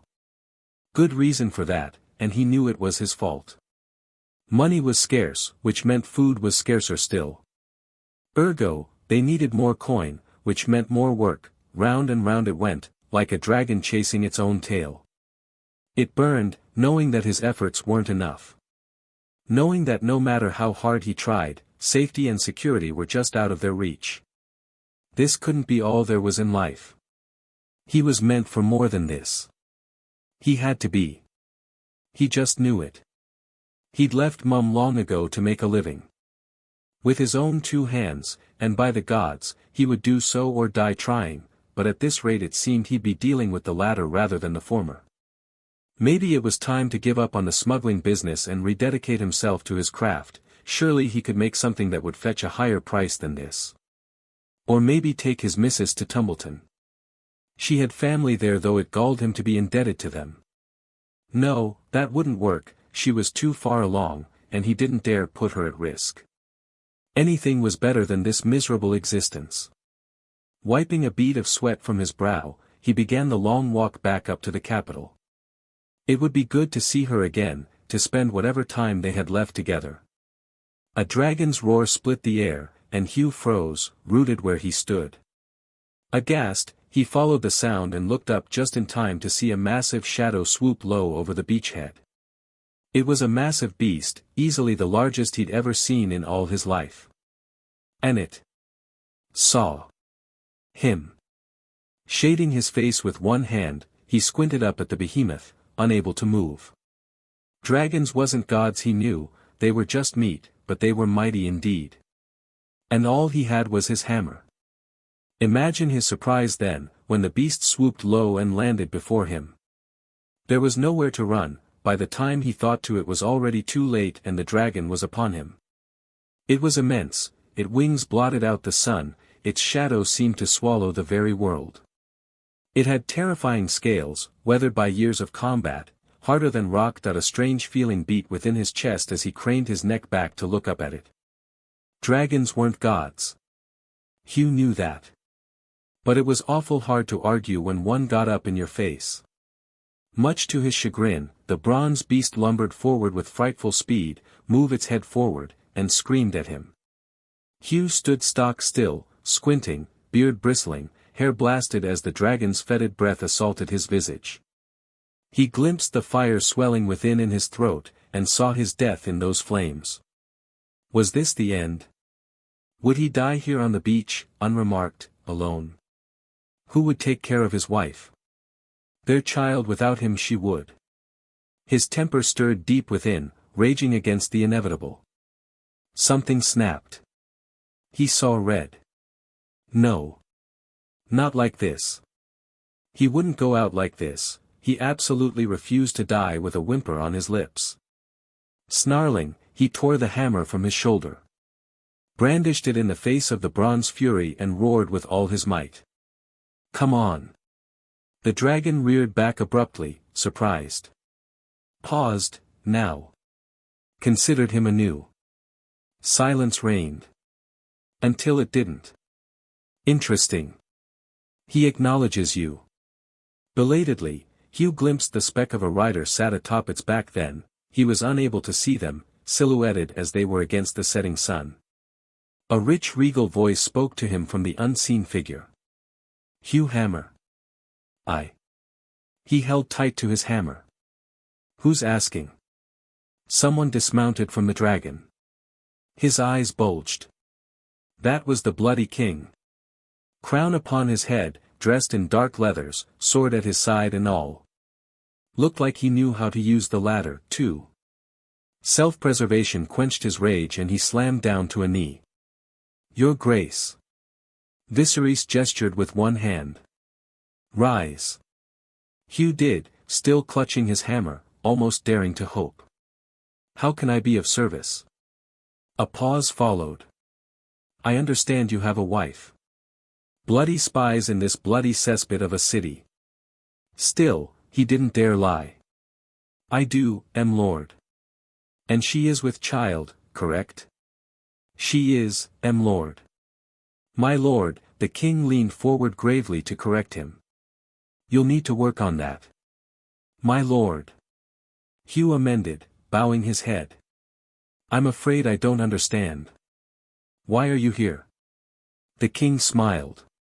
"I believe you know the answer already." Did he? No. Surely not him. He couldn't be so lucky. And yet to have it dangled before him. He knelt hurriedly. "Your Grace." "Tell me," the king considered him for a long moment. "Who was your mother?" Hugh blanched. "That is a long story." Ulf drank, then drank some more for good measure. Drinking helped keep the fear away. VOICEOVER. Drowned it, before it could drown him.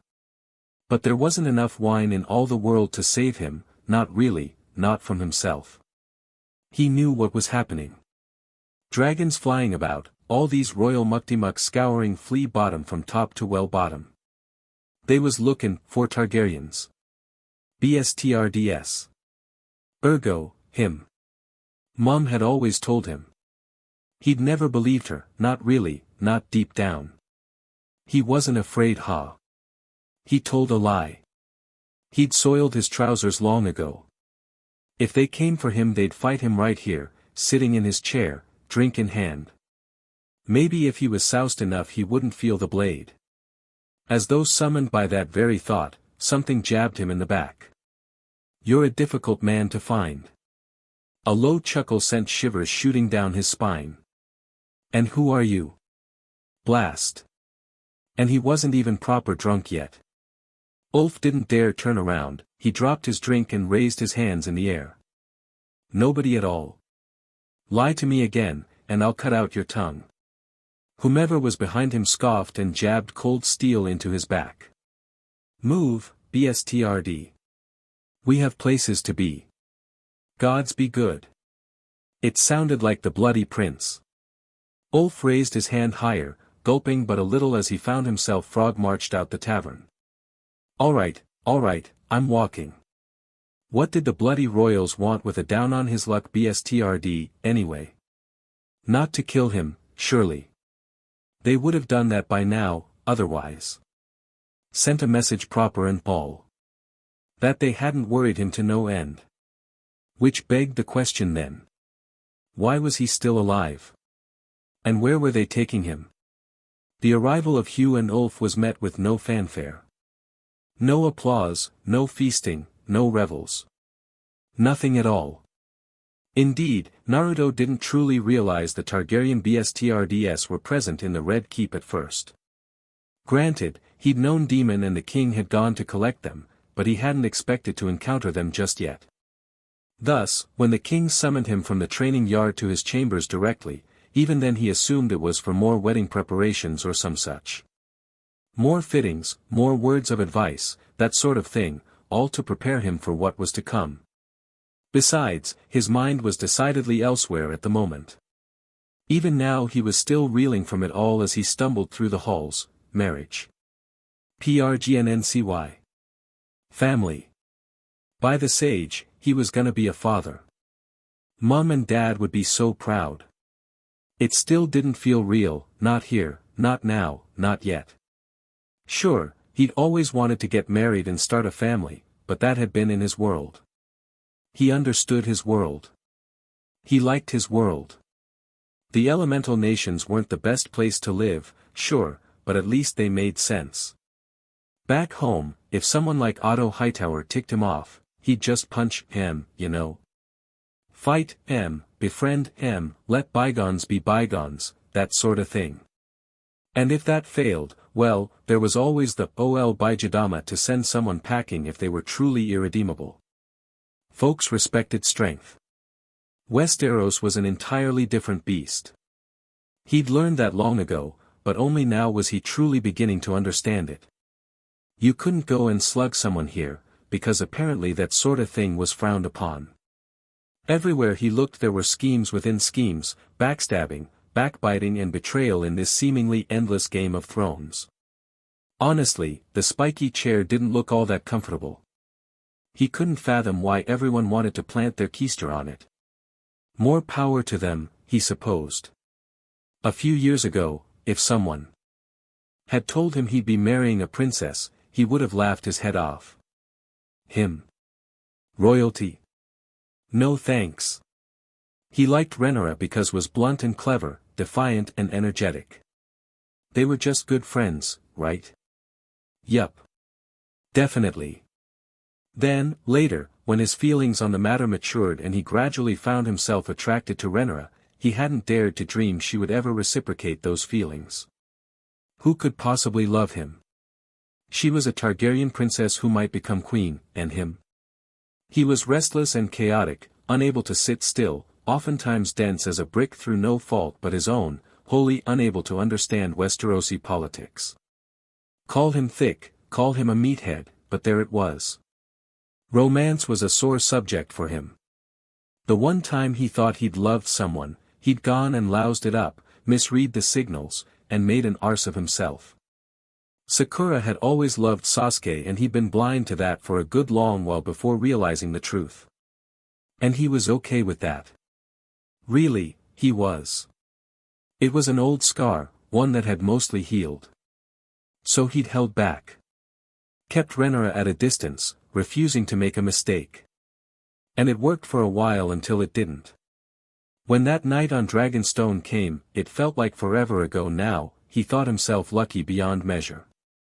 Rhaenyra felt the same, against all odds, he'd managed to catch her eye, and she was actually quite fond of him. Better yet, her parents were delighted by such a match.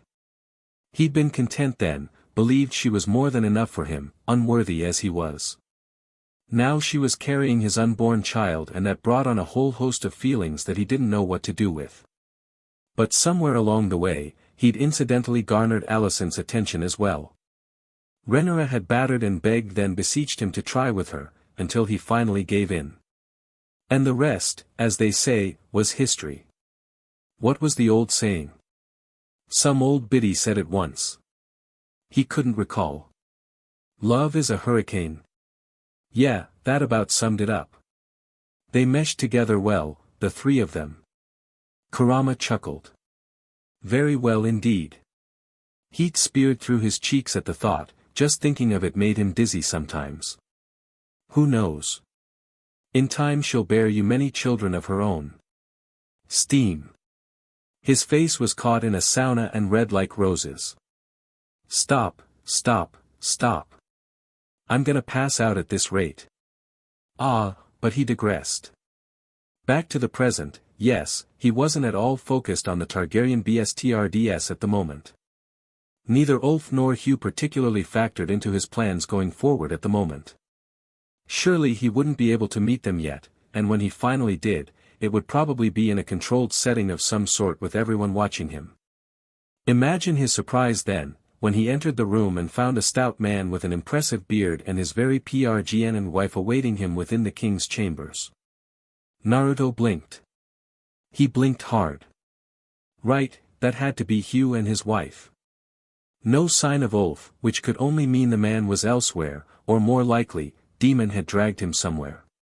Startled as he was, he briefly considered making a fuss about that, then immediately thought better of it. Perhaps it was for the best given the nature of their arrival, if the whole of the Red Keep knew of them beforehand, they'd hardly be a weapon against Otto now, would they? And his time was coming, make no mistake. The date was set, the decision made, the die cast. For now it fell to him to deal with these strange newcomers. The request that Viserys made even stranger still. Would you mind taking a look at them? You want me to do what? No, wait, he glanced askance to the right, realizing someone was absent. Where's Rhaenyra? She was here a moment ago. Emma sounded strangely smug as she sat in a heavily cushioned chair with a curious Visenya nestled in her arms. Alicent swept her off somewhere. Right, she'd fainted before when Rhaenyra broke the news, hadn't she? Which meant her and Rhaenyra alone together talking her prgncy and girl things. Oh nope, not getting involved in that conversation. Demons off making Ulf presentable. Viserys rose from his own chair, planted a hand on his shoulder, and answered his unspoken question before he could think to ask it. That one was in dire need of a bath and a drying out besides. In the meantime, I had thought you might wish to meet our new guests and make certain they're healthy. Ah, he meant the baby. Naruto looked to Hugh and his wife, each of whom knelt quickly his gaze. Wait, why were they doing that? Stop that, he bid them rise with a quick gesture and a baffled noise, heedless of the king's amusement. There's no need to kneel here, not to me. He looked to the prgn woman next in her golden dress, idly noting her tan skin and dark hair, the anxiety flashing across her face. Someone must have given her that dress to wear. She didn't seem used to it at all. And you are? The prgn woman offered a clumsy curtsy as best her belly would allow. Cat, your grace. Naruto sputtered. You're what now? Hugh shrugged a broad shoulder. You're the king of the narrow sea. It's in the name. The noise Naruto made might have been a close cousin to a whine. I ain't a king. The BSTRD blinked. Then why do they call you king of the narrow sea? He flung up his arms in aggravations. I literally gave up that crown. Hugh met his stare evenly, darn him. A warrior is a warrior even without his sword, and a king is still a king, crown or no. Heh. I like this one, he's honest. Of course Kurama would. Heedle SS of the byplay, Viserys chuckled and clapped him on the back, leaning into the subject with relish. Should I fear for my crown now, son-in-law? Naruto made angry Naruto noises and glared at him. No, you don't. You're not saddling me with this crazy kingdom. Pity. The merry monarch laughed anew. And here I had thought to renounce my crown and retire to Essos. Don't even joke about that, old man. Now, Emma smiled indulgently, running a hand through the pale wisps of Visenya's hair. They're new to court. Have mercy on them. That said, still speaking, she looked back to the mother-to-be. We cannot go calling you cat. The lords and ladies will have field day with that. Catherine, then. Viserys suggested. It's not so different from her actual name. Emma perked up. I rather like that. She smiled and looked down at her youngest daughter. What say you, dearest? Visenya clapped her hands with a happy cry. I think she likes it. Hugh shrugged a broad shoulder. Sounds like a proper lady, and it isn't so different from her real name. Spine with me. All eyes turned to Naruto, much to his dismay. Why the heck did he have the last say here, oi? Sure, I guess. Viserys clapped his hands and beamed at Kat. And there you have it. I hope you don't mind. The mother-to-be flushed prettily. If it pleases your grace. It does indeed. He granted her a magnanimous smile and looked to Hugh. Yours, however, is a good name. A strong name. I dare say anyone who gives you trouble will be met with more than harsh words. The corner of Hugh's mouth twitched, just so. And a hammer besides, your grace. Viserys scoffed. Please, call me cousin. We are kin, are we not? Hugh nodded stiffly. Apologies. We're still adjusting. I imagine so. Bell stirred where he lay, huffed once, and lay back down, unimpressed. Hugh looked past him. Oi, is it safe to have that thing laying about? Emma hummed and stroked the dragonling's head, drawing a pleased trill from the little black beast. Be assured, he means you no harm. Cat now Catherine, he supposed still-eyed VOICEOVER's dragon warily. Are you sure? I am. Her smile sharpened. If he considered you a danger, we would not be having this conversation. So long as you are kind to VOICEOVER, so too will he be to you. Hugh glanced to Emma's daughter, as though just now noticing her, and his face softened. She looks strong, that one. She'll grow up to be a fighter. Naruto elevated his opinion of the man every so slightly, from one soon-to-be father to another. Emma preened, pleased by his praise. I'm so glad you agree. Now, then, Viserys continued apace, you may not know it, but Lord Naruto is a renowned healer, and I brought him here for a reason. Catherine blinked. Is he a maester in disguise? Not quite. Naruto tilted his head and let them banter on a bit as he made his introductions, mind whirling. If memory served, Hugh was technically first cousin to Viserys and Daemon, while Ulf would be a half-brother to them both. By that very logic, Rhaenyra and baby Visenya had two new uncles. Bloodlines were so confusing. Shaking his head, he looked back to Rhaenyra's old man and decided to cut the CRP.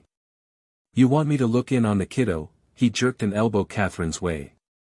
Is that why I'm here? Viserys nodded, pleased by his deduction.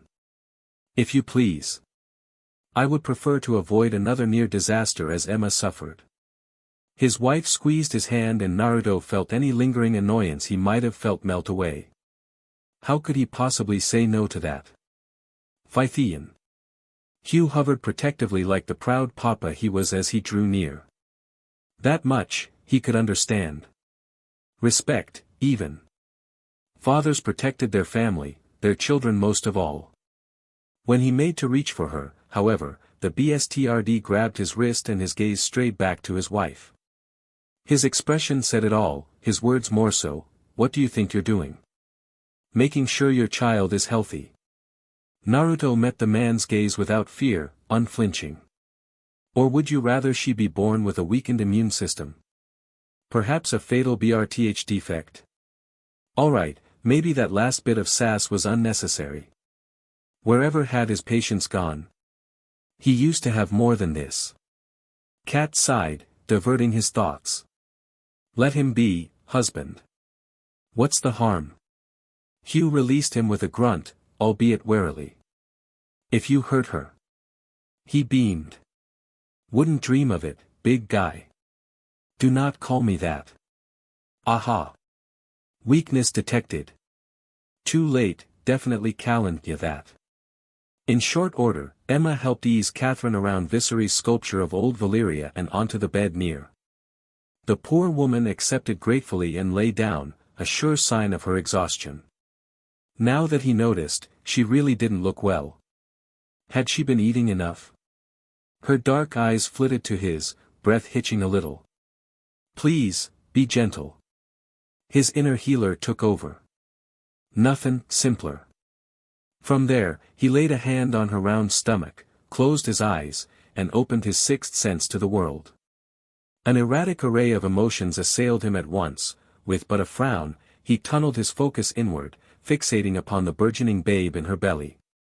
This was different from Emma's PRGNNCY, he'd been rushed and harried at the time with the little one and her mother, too preoccupied with DLVRY and saving both their lives to really delve deep and comprehend what he was seeing.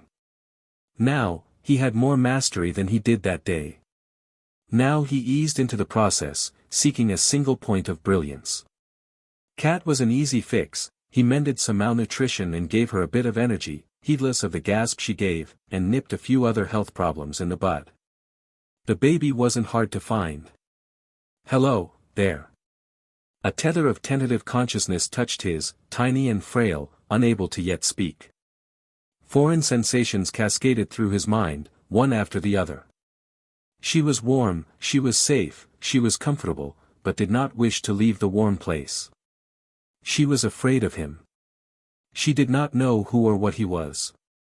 Wait a minute, A fierce flare or pride sparked in him. Kat was having a girl. He was going to have a niece. He must tell everyone.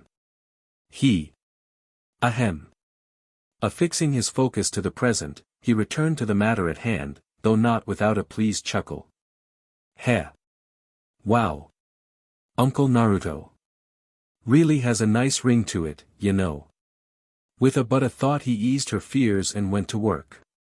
Kat's kid was relatively healthy for the most part, insomuch as any child could be in Westeros. A few minor defects, weak lungs, he got to fixing those right away. From there, he nipped a propensity for coughing in the bud and worked to strengthen her immune system, making it strong and healthy. And while he worked, he gave the girl's DNA just a little nudge. He was doing her a favor, really. If she took after her mother, the entire court would mock her. But if she held to the genetic code of her father, if she was born looking like a true Targaryen with pale hair and violet eyes, surely she would lead an easier life. Not one entirely free from scorn, no one did, but a better one. He took the strands of Targaryen DNA and gave them another push, weaving them deeper, urging them to manifest over that of the mother's traits.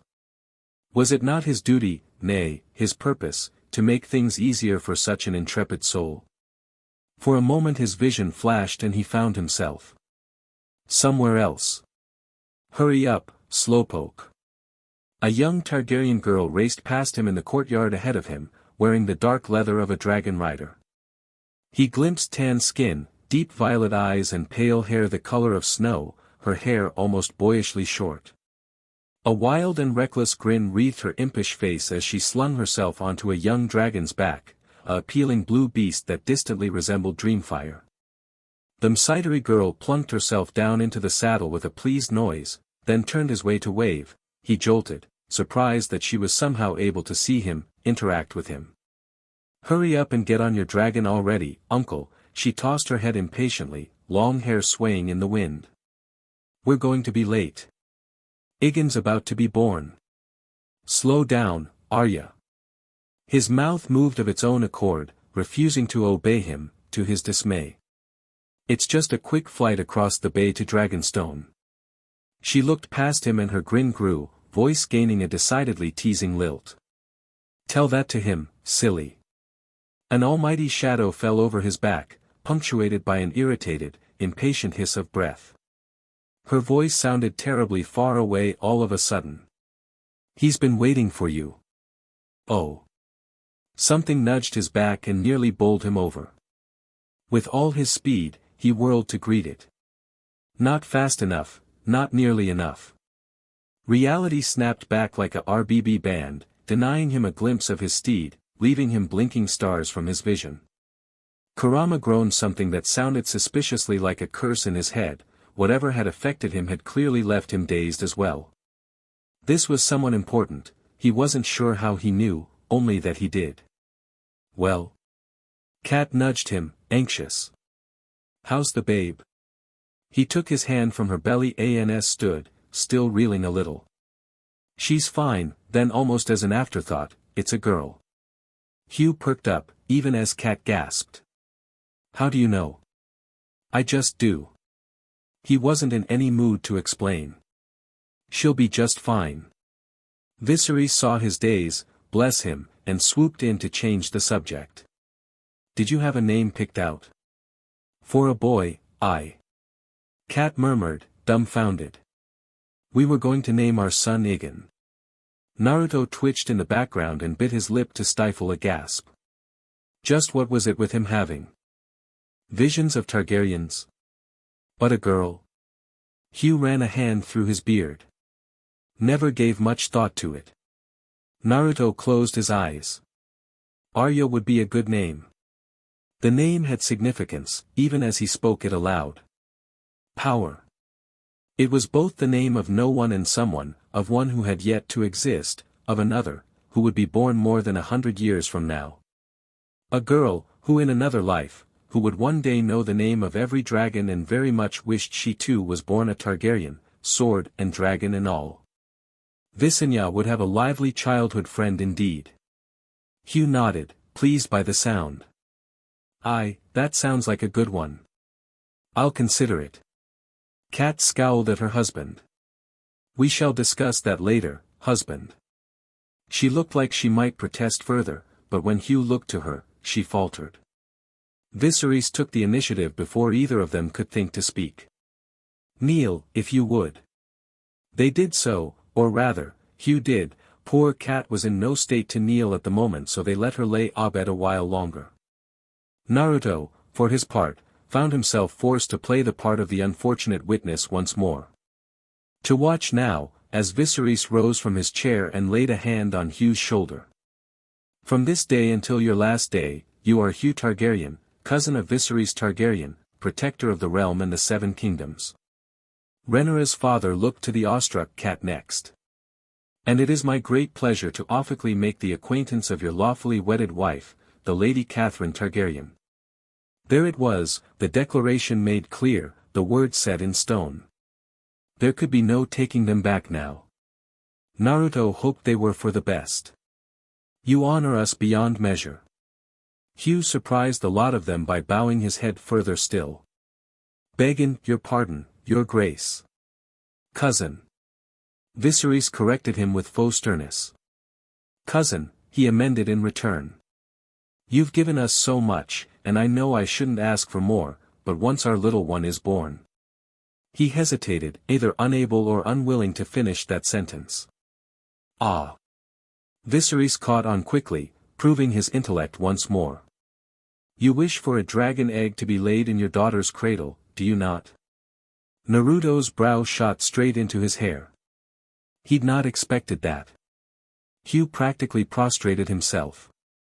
I know I've no right to ask one for myself given my upbringing, and I want the poor father to be practically stumbled over his words in his haste to get them out the way. But surely she deserves to be a proper princess, to live the life Kat and I never had. I don't see why not. Emma piped up. It is tradition after all, and you've just legitimized them. Viserys slid his chin and pretended to consider it. Some may make a fuss. The queen scoffed in return.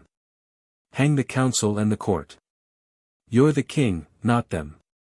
Naruto threw his weight behind her words. Weren't you the one saying we had a surplus of eggs this year? Viserys chuckled. You always see to the heart of me. Very well. After your daughter's birth, she shall be granted an egg for her cradle. He could see he wanted to grant Hugh one as well, but for once, he held himself in moderation. You have my word. There will be an official proclamation just before the wedding, the king continued.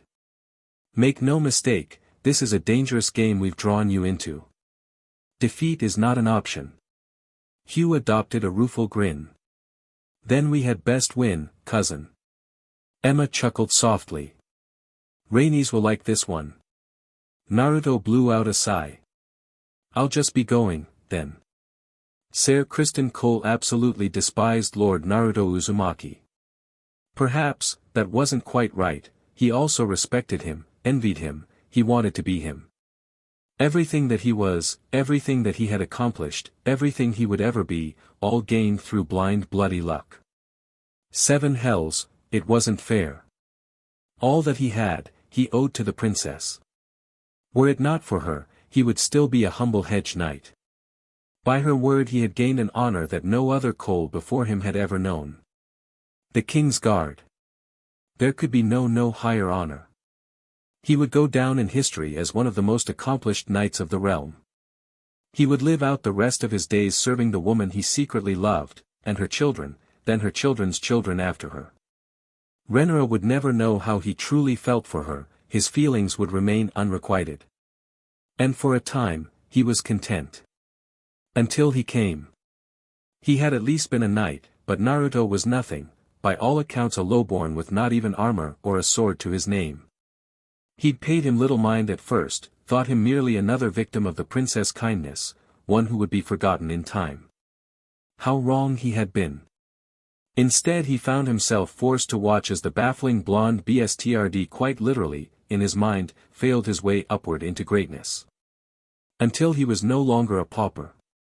Until he became a knight, then a lord, and now, if the rumors were to be believed, he may well become a prince. Possibly even a king. And there was naught he could do to stop him. He was powerless. How he hated it.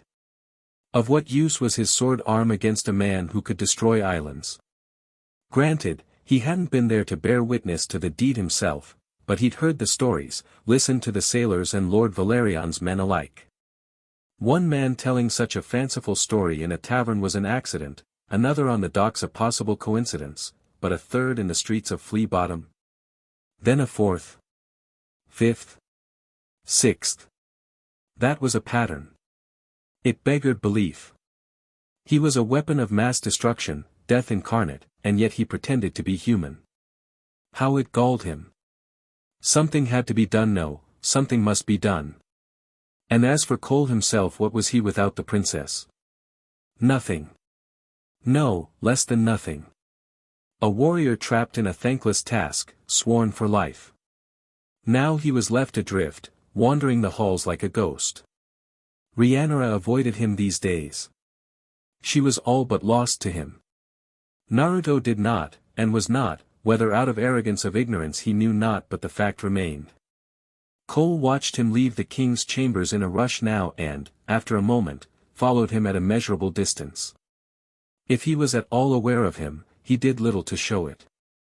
He waited until the princess's paramour was alone, practicing in the yard, working himself through another set of relentless drills. He worked over a pair of straw dummies as though they'd insulted his mother, battering them with vicious blows until they were naught but so much straw and sackcloth at his feet. A practice blade landed at Cole's feet with an audible clack and belatedly realized he'd been discovered. He looked down at it, then to the young man in question. Baleful blue eyes blazed back at him as Naruto leveled a hard stare his way.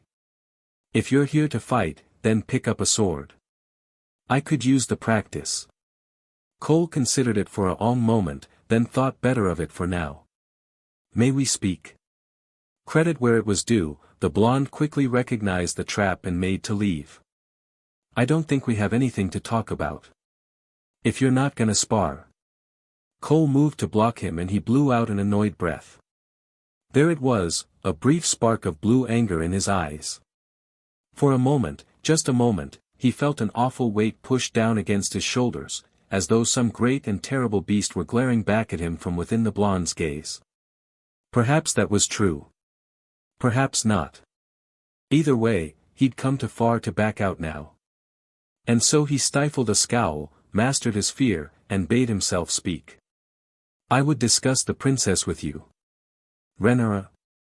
Naruto scoffed, unamused by the subject. She can fight her own battles. A lone muscle jumped in Cole's jaw despite his best efforts. The soon-to-be prince noticed. Is there a problem? Cole growled. You are unworthy of her. I am. Of all the words he'd expected to hear, those were not one of them. Cole paused, taken aback. I beg your pardon, sir. Naruto planted a fist on his hip. You heard me.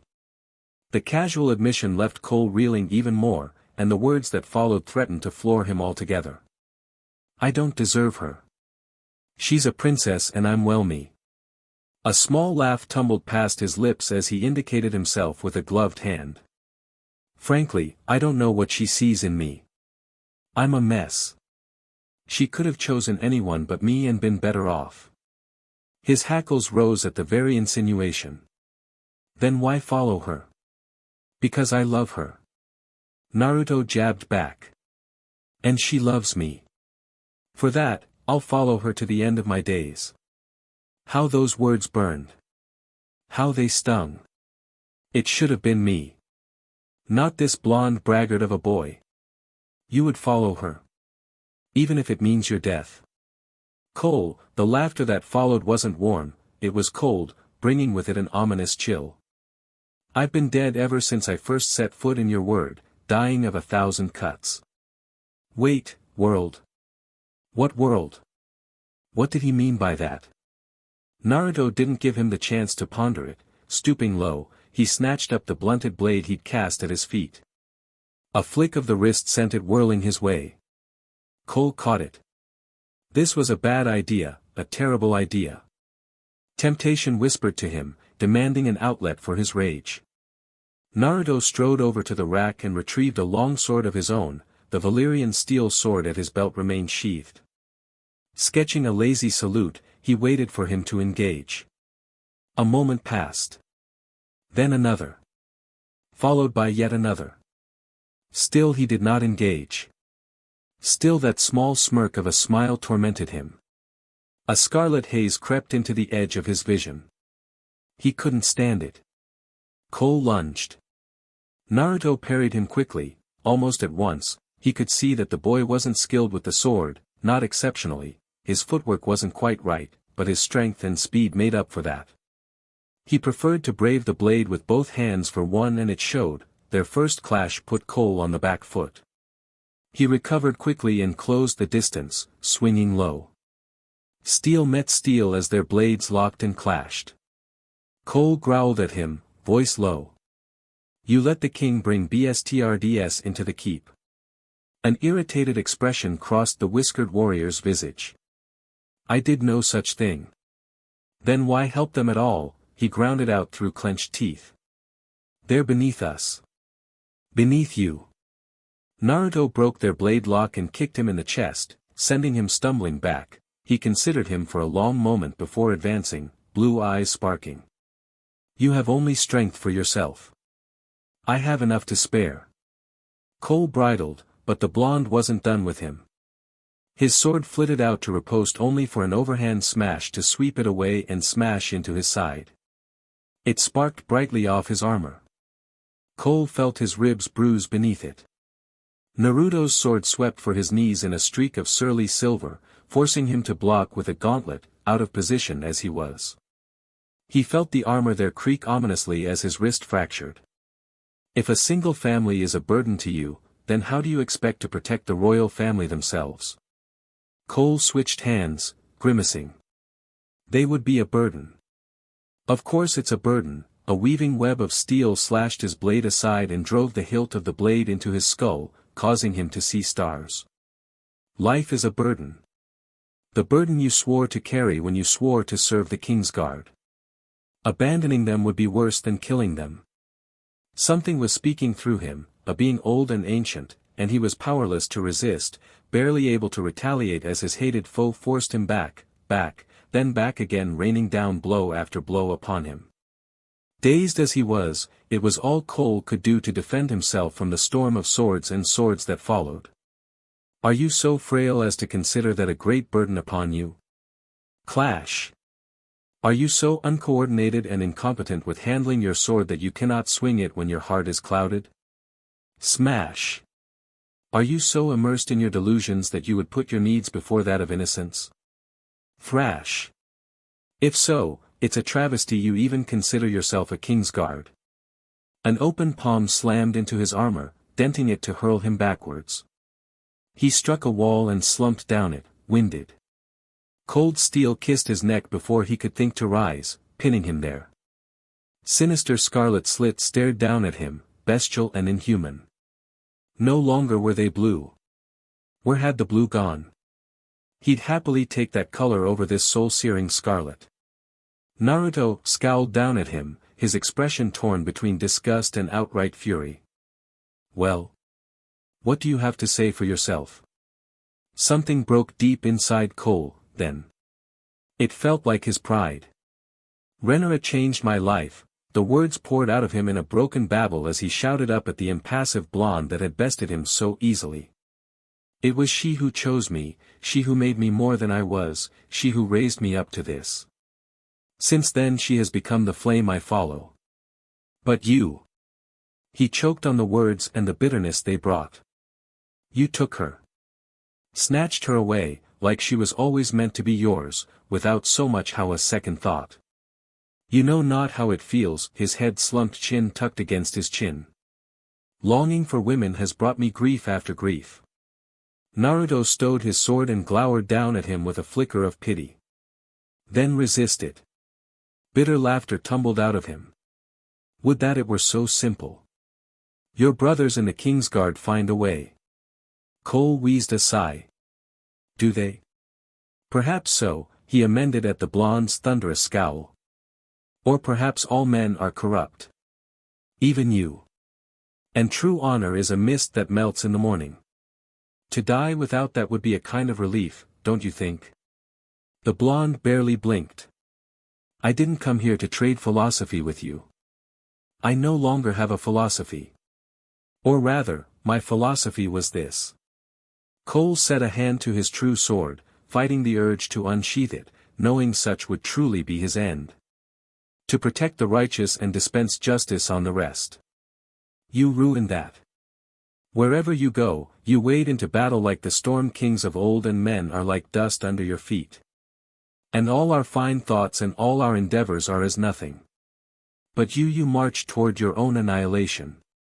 Will you even recognize yourself by the end? Naruto shook his head.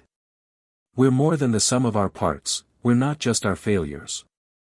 As much as they hurt, we learn from them. Then we go out there and do our best to make up for them, even though sometimes, we never will. We save people. We help people. As many as we can to make up for those we couldn't. That's what we do. What I do. And I wouldn't change it for the world. Naive.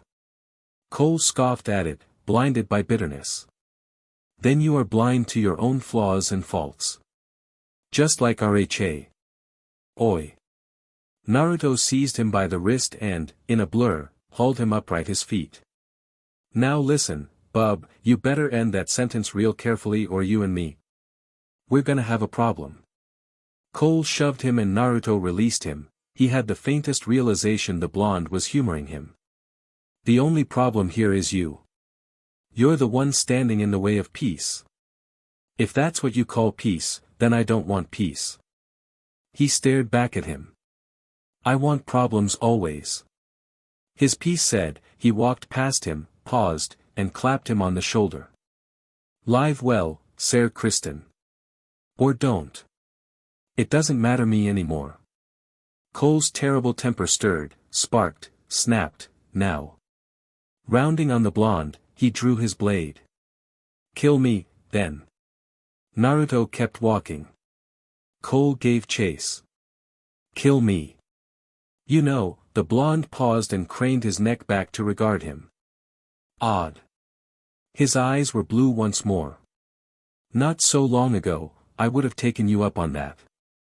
Now. I don't think I will. An incredulous noise built in the back of his throat. Why? Because death is clearly what you want. Naruto drawled, pitching his voice as one might toward a petulant child. And I'm not going to give it to you. Cole twitched, livid. Attack me, or don't. A palm flicked his way in clear dismissal. End your own life if you find it to be such a drag. You want to go out honorably? Do it on your terms. I'll bury you, I'll forget you, and I'll move on. But know this, a finger rose his way, jabbing at his dented breastplate. No one will remember you. No songs will be sung of no tales told of your deeds. Either way. Planting both hands in his pockets, he stalked away from him.